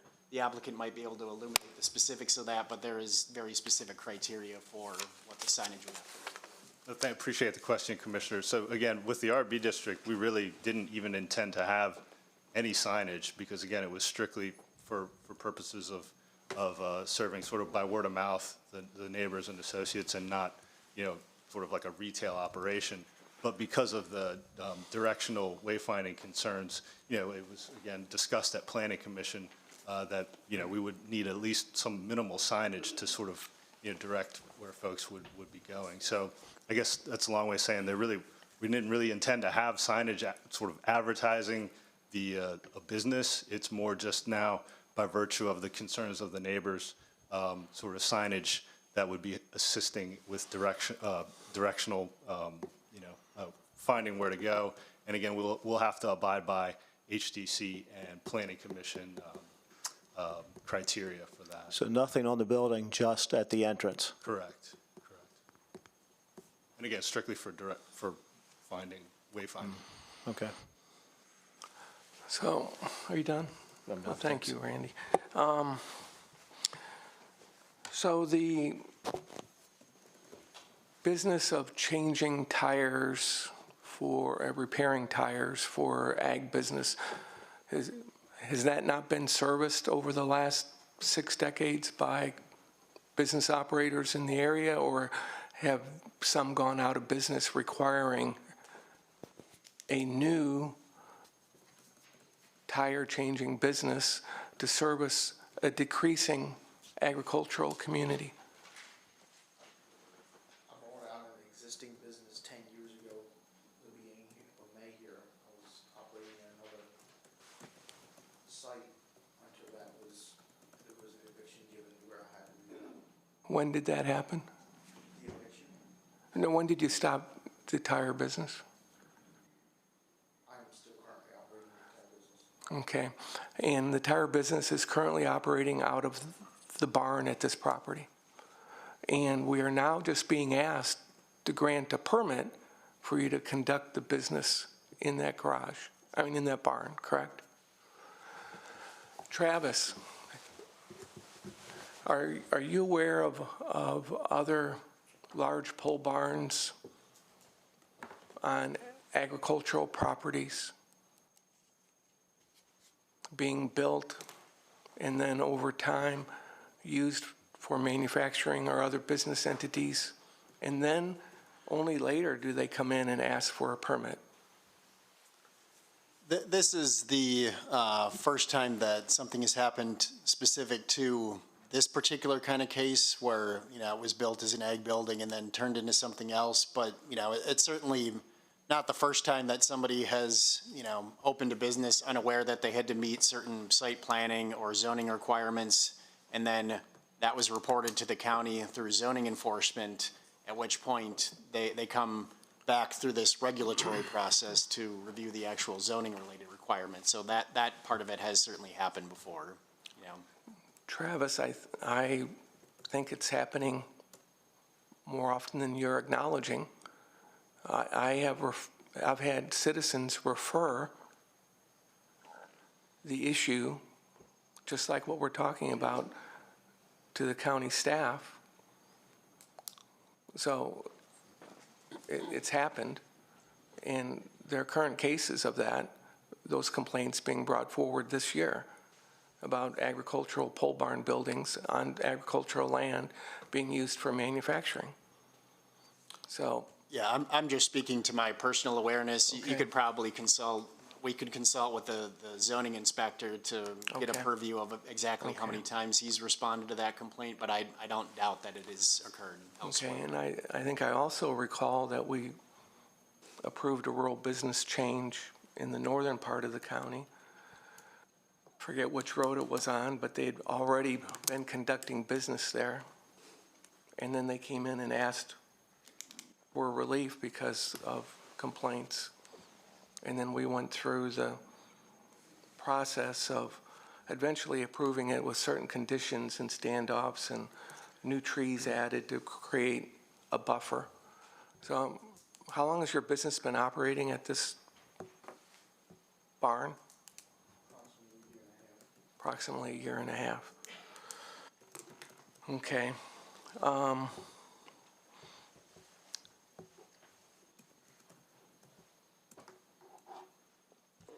And this would be an upzoning from agricultural use to another use. And there's no entitlement to that. It's, you own the property, but there is a great deal of concern about protecting the approaches, whether or not it fits neatly within the exact standards of different organizations that are trying to protect the approaches to Antietam battlefield. What's next? And, how are we really going to enforce it if, you get changes on, well, we want to put bigger signs up, we want to do this, we want to do that. I mean, that's a real concern when we're trying to protect the rural character and those approaches to the battlefield. If I might Yes, answer, please. Commissioner, definitely 100% agree, and that's, again, the purpose of zoning. And I would state that certainly, again, I obviously in my law practice definitely have dealt with similar situations where I call it the retroactive sort of compliance. But what your concern would directly be addressed by the site plan and the other review. And the site plan, which again details exactly what you have on the property, the county has at that point enforcement mechanisms. And again, the site plan is it's a public hearing process at the Planning Commission where, again, applicant is presenting the testimony, evidence, staff, and the public, and then of course any agency that's interested. So that would be the mechanism. Okay. I would like staff to come up with some sort of recommendation for changing how we deal with these types of situations, because retroactively providing relief seems to be wrong. And if you're coming in here seeking retroactive relief for something that should not have been occurring in the first place, I would think that we should have something that prevents relief from being considered for a period of 5 years or something. There should be some consequence for opening a business, whether it's automotive, tire changing, paint business, body shop, or whatever it is, from occurring and then getting retroactively aligned with the zoning and permitting rules. Would you agree with that? Something like that? As lawyers?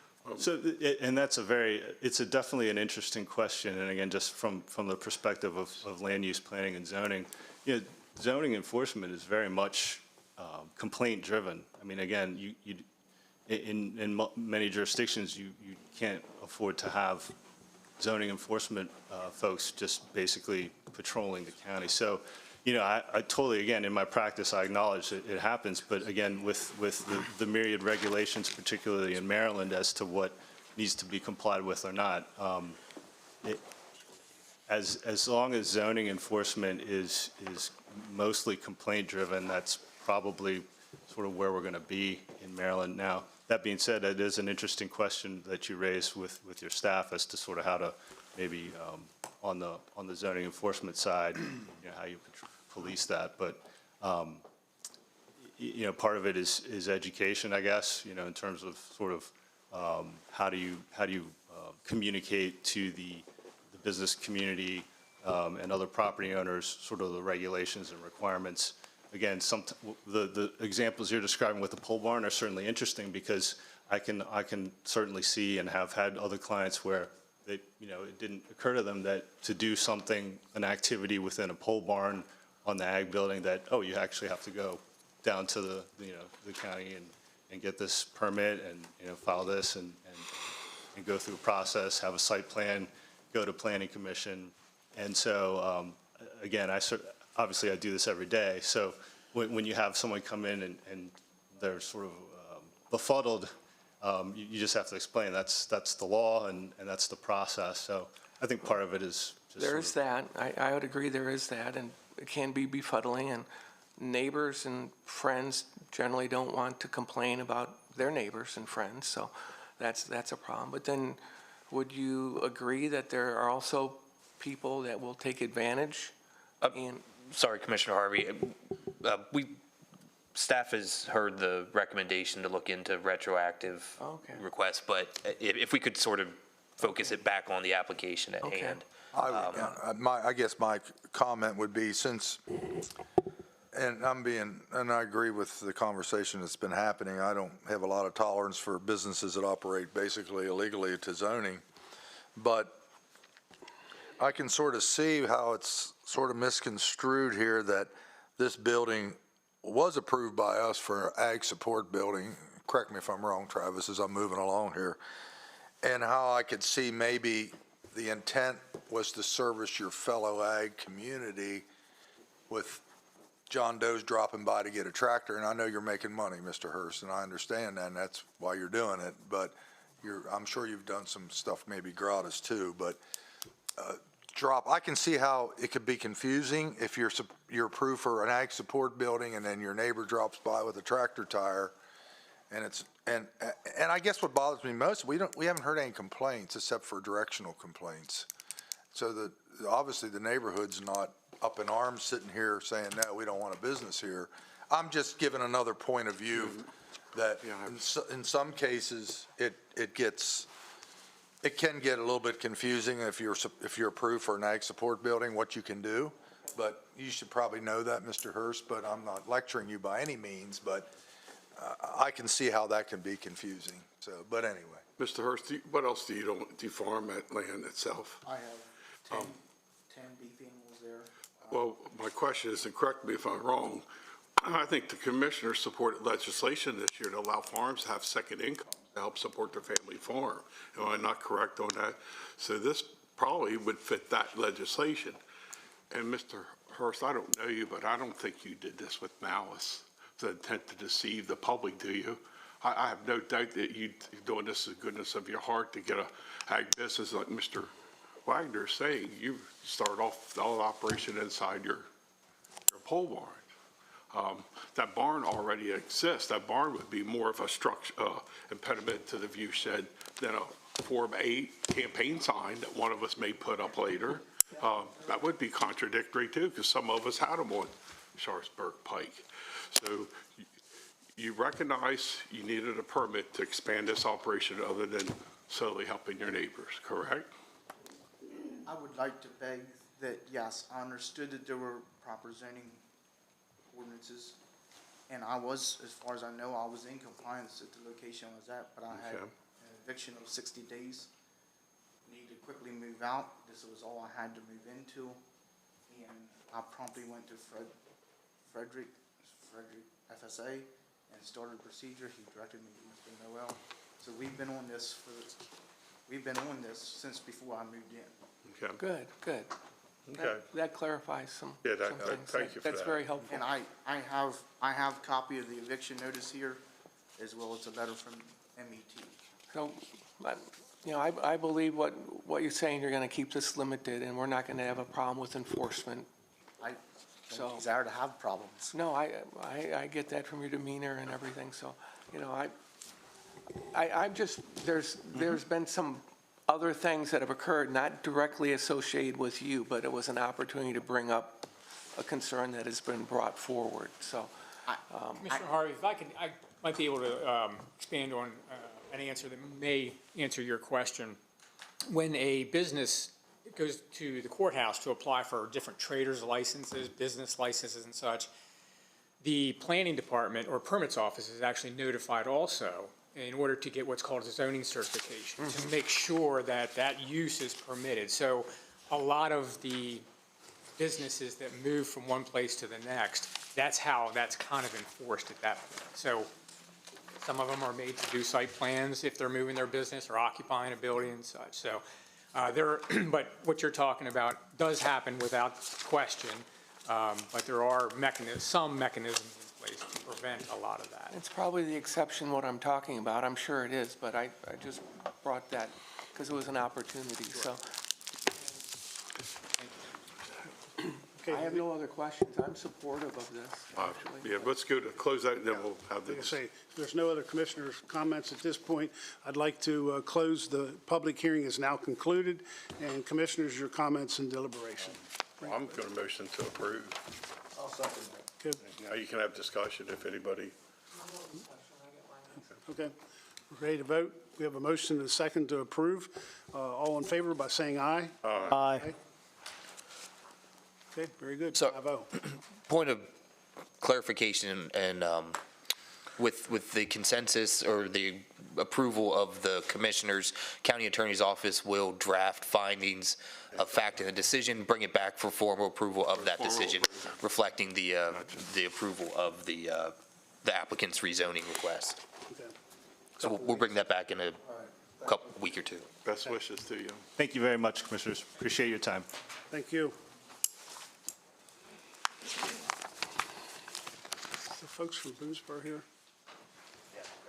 Oh, okay. Next item, under tab 6, approval of tri-party MOU for the Chase 6 Boulevard and Campus Avenue realignment project. Good morning, Rachel Souders, Town Manager for Town of Boonesboro. Mayor Long sends his apologies that he couldn't make it this morning. Most of you are probably familiar with this project as it was initiated a few years ago, and the county has very graciously committed $520,000 towards it. But just a quick refresher, the intent of the project is to extend Chase 6 Boulevard across Mapleville Road and connect it with the newly realigned Campus Avenue, which will create a safer route to the Boonesboro Schools campus. So the reason I'm here today is because a property swap is necessary and a tri-party MOU between the Board of Ed, the County Commissioners, and the Mayor and Council of the Town of Boonesboro is necessary to carry out the entire project. The Board of Ed has drafted the MOU. The Mayor and Council approved it last week. It will go before the Board of Ed this afternoon, I believe. So we just are here I'm here, to get your approval for the MOU. Do you have any questions? Any questions? We have approval from the school board, concurrence, We will. correct? We will. And we have Their our- approval's this afternoon. this afternoon. But the school board It says drafted under- the It says they have a concurrence. I see, okay. Now, we have a concurrence for that as well? We do. We do. It's been reviewed by legal. So, We need a motion to approve? Yes. move to approve entering the MOU? Yes. Okay. There's a motion? Motion and a second? Ready to vote? All in favor by saying aye? Aye. Opposed, same sign, 5-0. Very Thank good. you. Thank you. Rachel. Move this thing, moving on. Next item, FY 2026 Program Open Space Annual Program. Magnifier. Good morning, Commissioners. Andrew Eshelman, Director of Public Works. I'm here before you seeking a motion to approve the annual FY 2026 Program Open Space Project List as presented and recommended by the Washington County Recreation and Parks Advisory Board. Each year per POS guidelines, the Board of County Commissioners is required to adopt the annual POS program. This year's presentation I'll do a little different. I'm going to break into 3 parts because there's some different information from kind of the standard that we're used to. So the first thing, our funding situation changed a little bit. I think you recall when we've done some budget presentations, the reduction in overall POS funding, and so that has impacted us. So this year, the allocation is $544,413. Again, that's down from $686,000 thereabouts in prior year and $1.9 million just 2 years ago. The good news, however, is there was a House bill that passed, House Bill 717, that stated after October 1st of 2025, if a county has met its planning and acquisition parks goals and its long-range land preservation parks and recreation plan, or rather its 5-year plan, the county may use up to 100% of its apportionment for development projects. Previously, it was you could only do 75%, 25% had to be acquisition. So in most years, we have more development requests than acquisition, and that's what's reflected this year, so it does free up a little bit more money to go to meet those development requests. So that's kind of the first thing that's a change. The second thing I'll run down through the FY26 POS schedule and the request that we got, and then the third is kind of a follow-up recap of the Ag Center POS funds and the reallocation. If you recall, that was brought before you back in March, and I wanted to give a more detailed breakdown of where those funds would be going, and ultimately, if adopted, that would be incorporated into the POS schedule, and I believe it's also incorporated into the CIP draft that will be presented following this agenda item.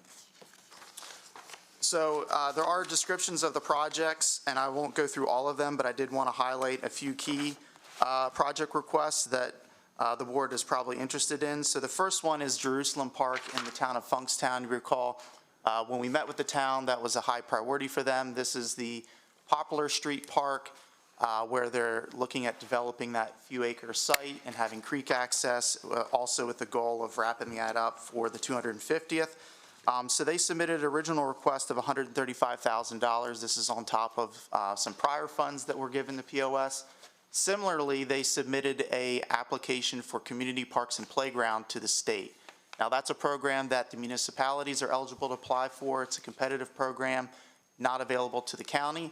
They were successful in that application of $275,000, so very happy for them. And so what we did was we looked at the 2 scopes, and so there was some redundant items there that we didn't both need to fund, and so that's why we dropped that recommendation down just a little bit. With both funding sources, I'm very happy and pleased with the town that they should be able to have the funding to build out the rest of that park.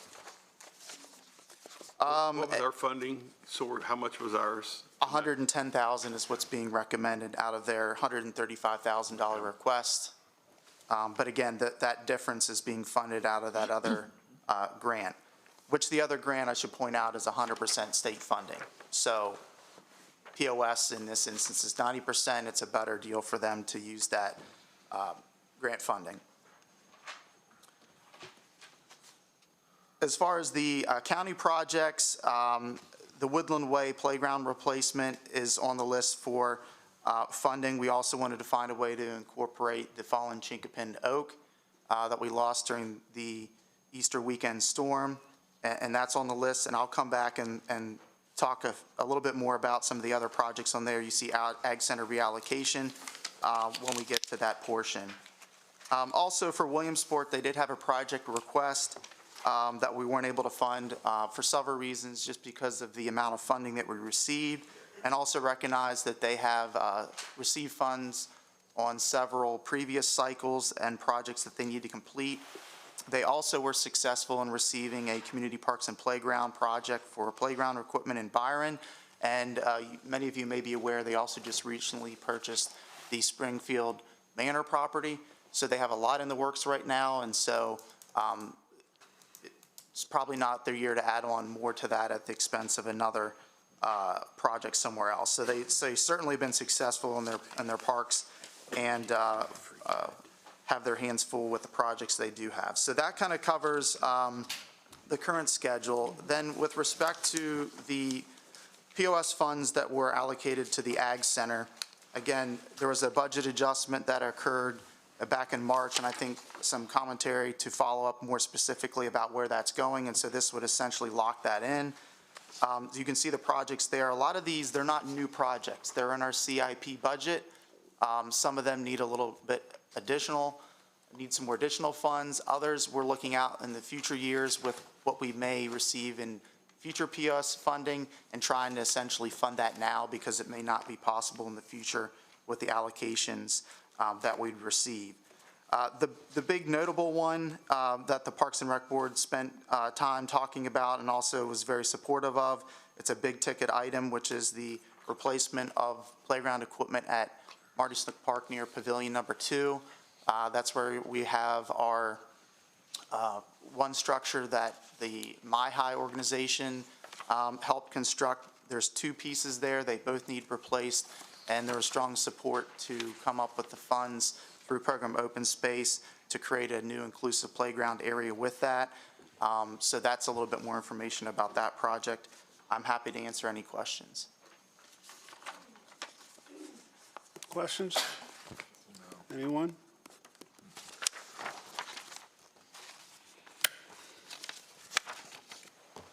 Andrew, do you by chance know the size of that Springfield Manor property that? Yes, I believe it's 7 acres and change. Okay. And it has the manor house as well as there's a couple accessory buildings. Okay. Thanks.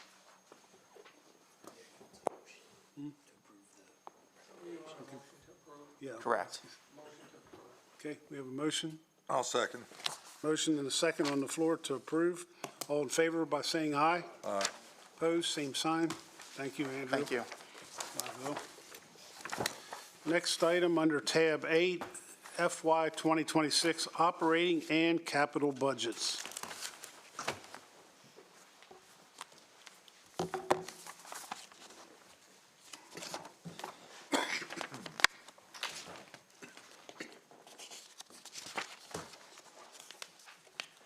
Good morning, Commissioners. Kelsey Mace, Chief Financial Officer. Kim Edlin, Director of Budget and Finance. So last Tuesday evening, the public hearing for the FY 26 operating and capital budgets was held. Staff is here today to present the final draft of the budgets. The only change made to general fund was from what was presented last week was to allocate the amount that was held in general operations for the wage scale decompression out to all of the proper departments. The purpose and total budget amount have remained the same. All other operating funds are the same as presented last week. And lastly, the FY 26 capital budget was updated from what was presented last week to include the recommendations that you just approved. This increased the total budget for FY 26 by $1.1 million to a total of $111.8 million. Local funds in parks projects were reallocated to supply the needed grant matching funds. Total local funds remain unchanged. So at this time, I would like to open it up for any questions, direction, or action. I also wanted to point out that there were a few minor changes to the personnel requests that were incorporated in this particular draft as well. Comments, questions?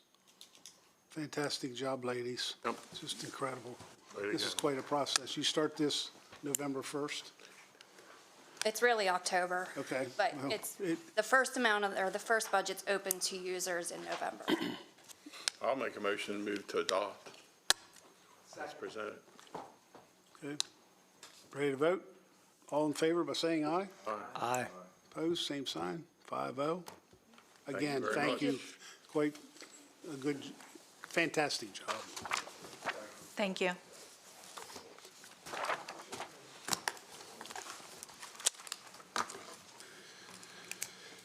Next item under tab 9, quote award Q-25-797, bottled water and dispenser rentals for various county departments and locations.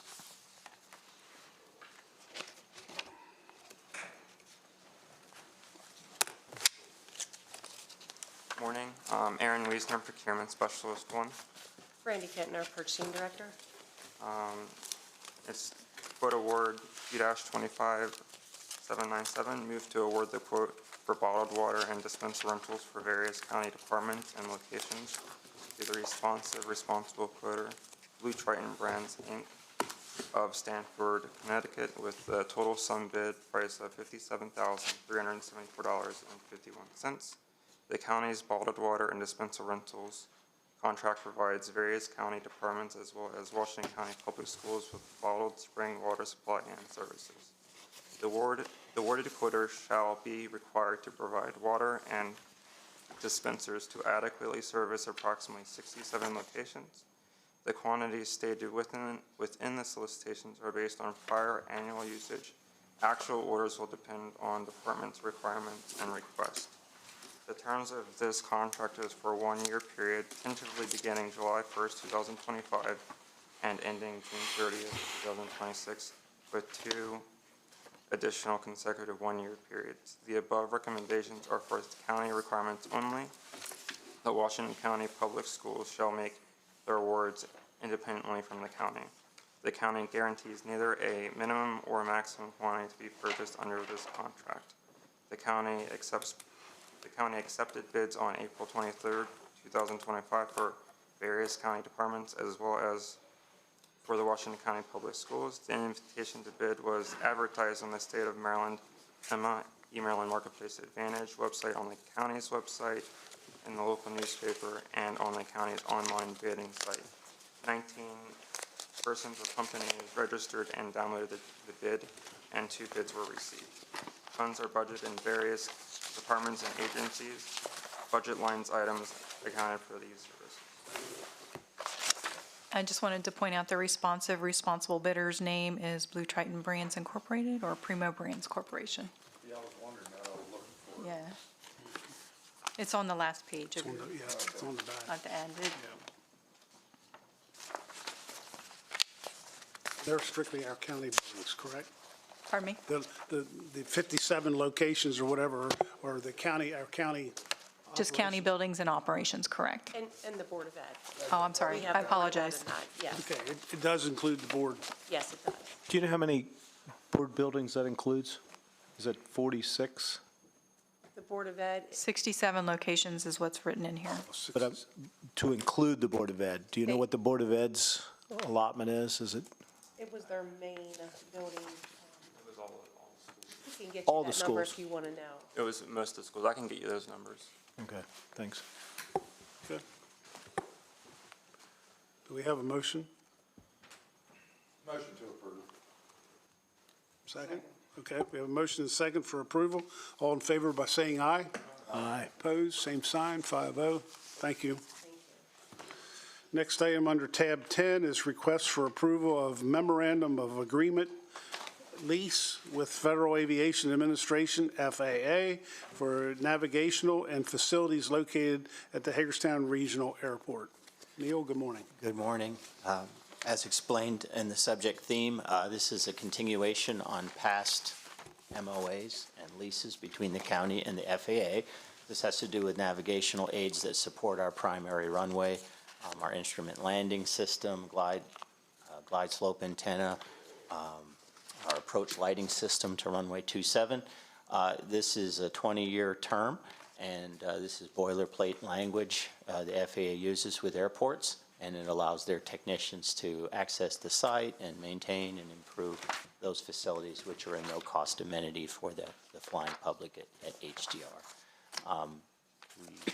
Staff strongly suggests, moving forward with this paperwork.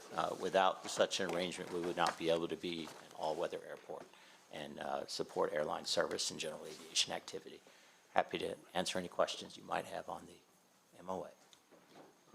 Questions? Does this include the tower? No. Okay. Does not refer to the tower at all. There's a list of facilities at the end of the agreement. Okay. So GS would be like Clyde slope antenna on the east and west ends. Mauser is medium intensity approach lighting system with runway alignment lights. It's the ground-based equipment on airport property in the runway taxi.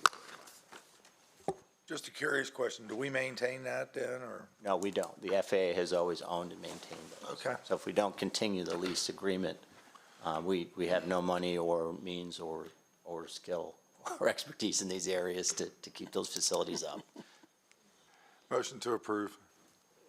Okay, we have a motion and a second for approval. All in favor by saying aye. Aye. Opposed, same sign, 5-0. Thank you. And one additional question. If desired, for future boilerplate agreements with the FAA governing these sorts of things where no money is involved and we're not extensively negotiating terms, if you'd like to empower me or future airport directors to do that, is that? No, I think that's not appropriate.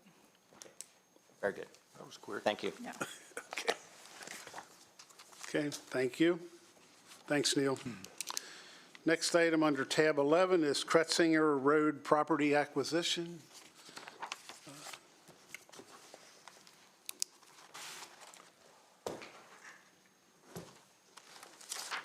Good morning, Commissioners. Todd Moser, Real Property Administrator, Division of Engineering. This is Kretzinger Road property acquisition as stated. Move to approve the option agreements for partial property acquisition, including fee simple and easements for 13703 Kretzinger Road and 13708 Kretzinger Road, and approve an ordinance approving said purchase and to authorize the execution of the necessary documentation to finalize the acquisition. 2 option agreements have been executed for the above stated property. Fee simple and easement acquisitions are shown in the table below. 13703 Kretzinger Road, zoned AR. Fee simple acquisition is 822 square feet and 1,822 square feet of temporary construction easement for an acquisition cost of $533. 13708 Kretzinger Road, also zoned AR, 832 square feet fee simple area and 5,208 square feet of temporary construction easement. Acquisition cost is $100. This project is for a culvert replacement project on Kretzinger Road and Smithburg. Any questions? Todd, why the variation in 533 versus 100? And it looks like The first lot of 533 is an approved lot. The second lot's not really buildable. Oh, okay. Understand. Makes sense. Motion to approve. Second. Okay, we have motion and second for approval as submitted. All in favor by saying aye. Aye. Opposed, same sign. Thank you. Next one is Hopewell Road property acquisition. Again, Todd Moser, Real Property Administrator, Division of Engineering for the Hopewell Road property acquisition. Move to approve the option agreement for partial property acquisition, including fee simple and easement for 10702 Hopewell Road and parcel 695 on Hopewell Road in Williamsport, and to approve an ordinance approving said purchase and to authorize the execution of the necessary documentation to finalize the acquisition. 1 option agreement has been executed for the above-mentioned properties. Fee simple and easement acquisitions are shown in the table below. First, 10702 Hopewell Road, zoning HI, fee simple area 25,155 square feet, and then the easement area is 6,116 square feet. Acquisition cost is $46,400. Parcel 695 HI 934 square feet, easement area 1,167 square feet, and the acquisition cost is $800. This is for a culvert replacement and realignment project on Hopewell and Wright Road. This will bring the existing road outside of the floodplain, is the purpose of the project. Motion to approve. Second. We have a motion and a second for approval as submitted. Ready to vote? All in favor by saying aye. Aye. Opposed, same sign. Thank you. Thank you. Next item under tab 13, sex offender compliance and enforcement, Maryland grant approval to accept awarded funding. Good morning, Karsten Arons, Office of Grant Management. Good morning, Lieutenant Daniel Mon with the Washington County Sheriff's Office, Professional Standards and Accreditation. We would like to request that you move to approve the application for the acceptance of funding awarded under fiscal year 26 Sex Offender Compliance and Enforcement Maryland Grant Program for the Governor's Office of Crime Prevention and Policy in the amount of $32,608. The Washington County Sheriff's Sex Offender Compliance and Enforcement Program works to ensure the safety of citizens of Washington County by maintaining registration and compliance monitoring of the registered sex offenders residing in Washington County, Maryland. These funds provide $32,608 in funding that supports 2 part-time positions to supplement the agency's full-time sex offender registrar in the performance of these duties. Program funds support personnel, equipment, and provide training. Motion to approve. Okay, we have a motion and a second for approval as submitted. All in favor by saying aye. Aye. Opposed, same sign. Thank you, gentlemen. 5-0. Thank you. Looking for a motion to go into closed session for the following reasons: to discuss confidential personnel matters, consult with counsel for legal advice, consult with staff and consultants, and also to conduct collective bargaining negotiations. Motion to go in recess, or closed session. Okay, we have a motion and a second. All in favor by saying aye. Aye. Opposed, same sign, and let's take a 10-minute break.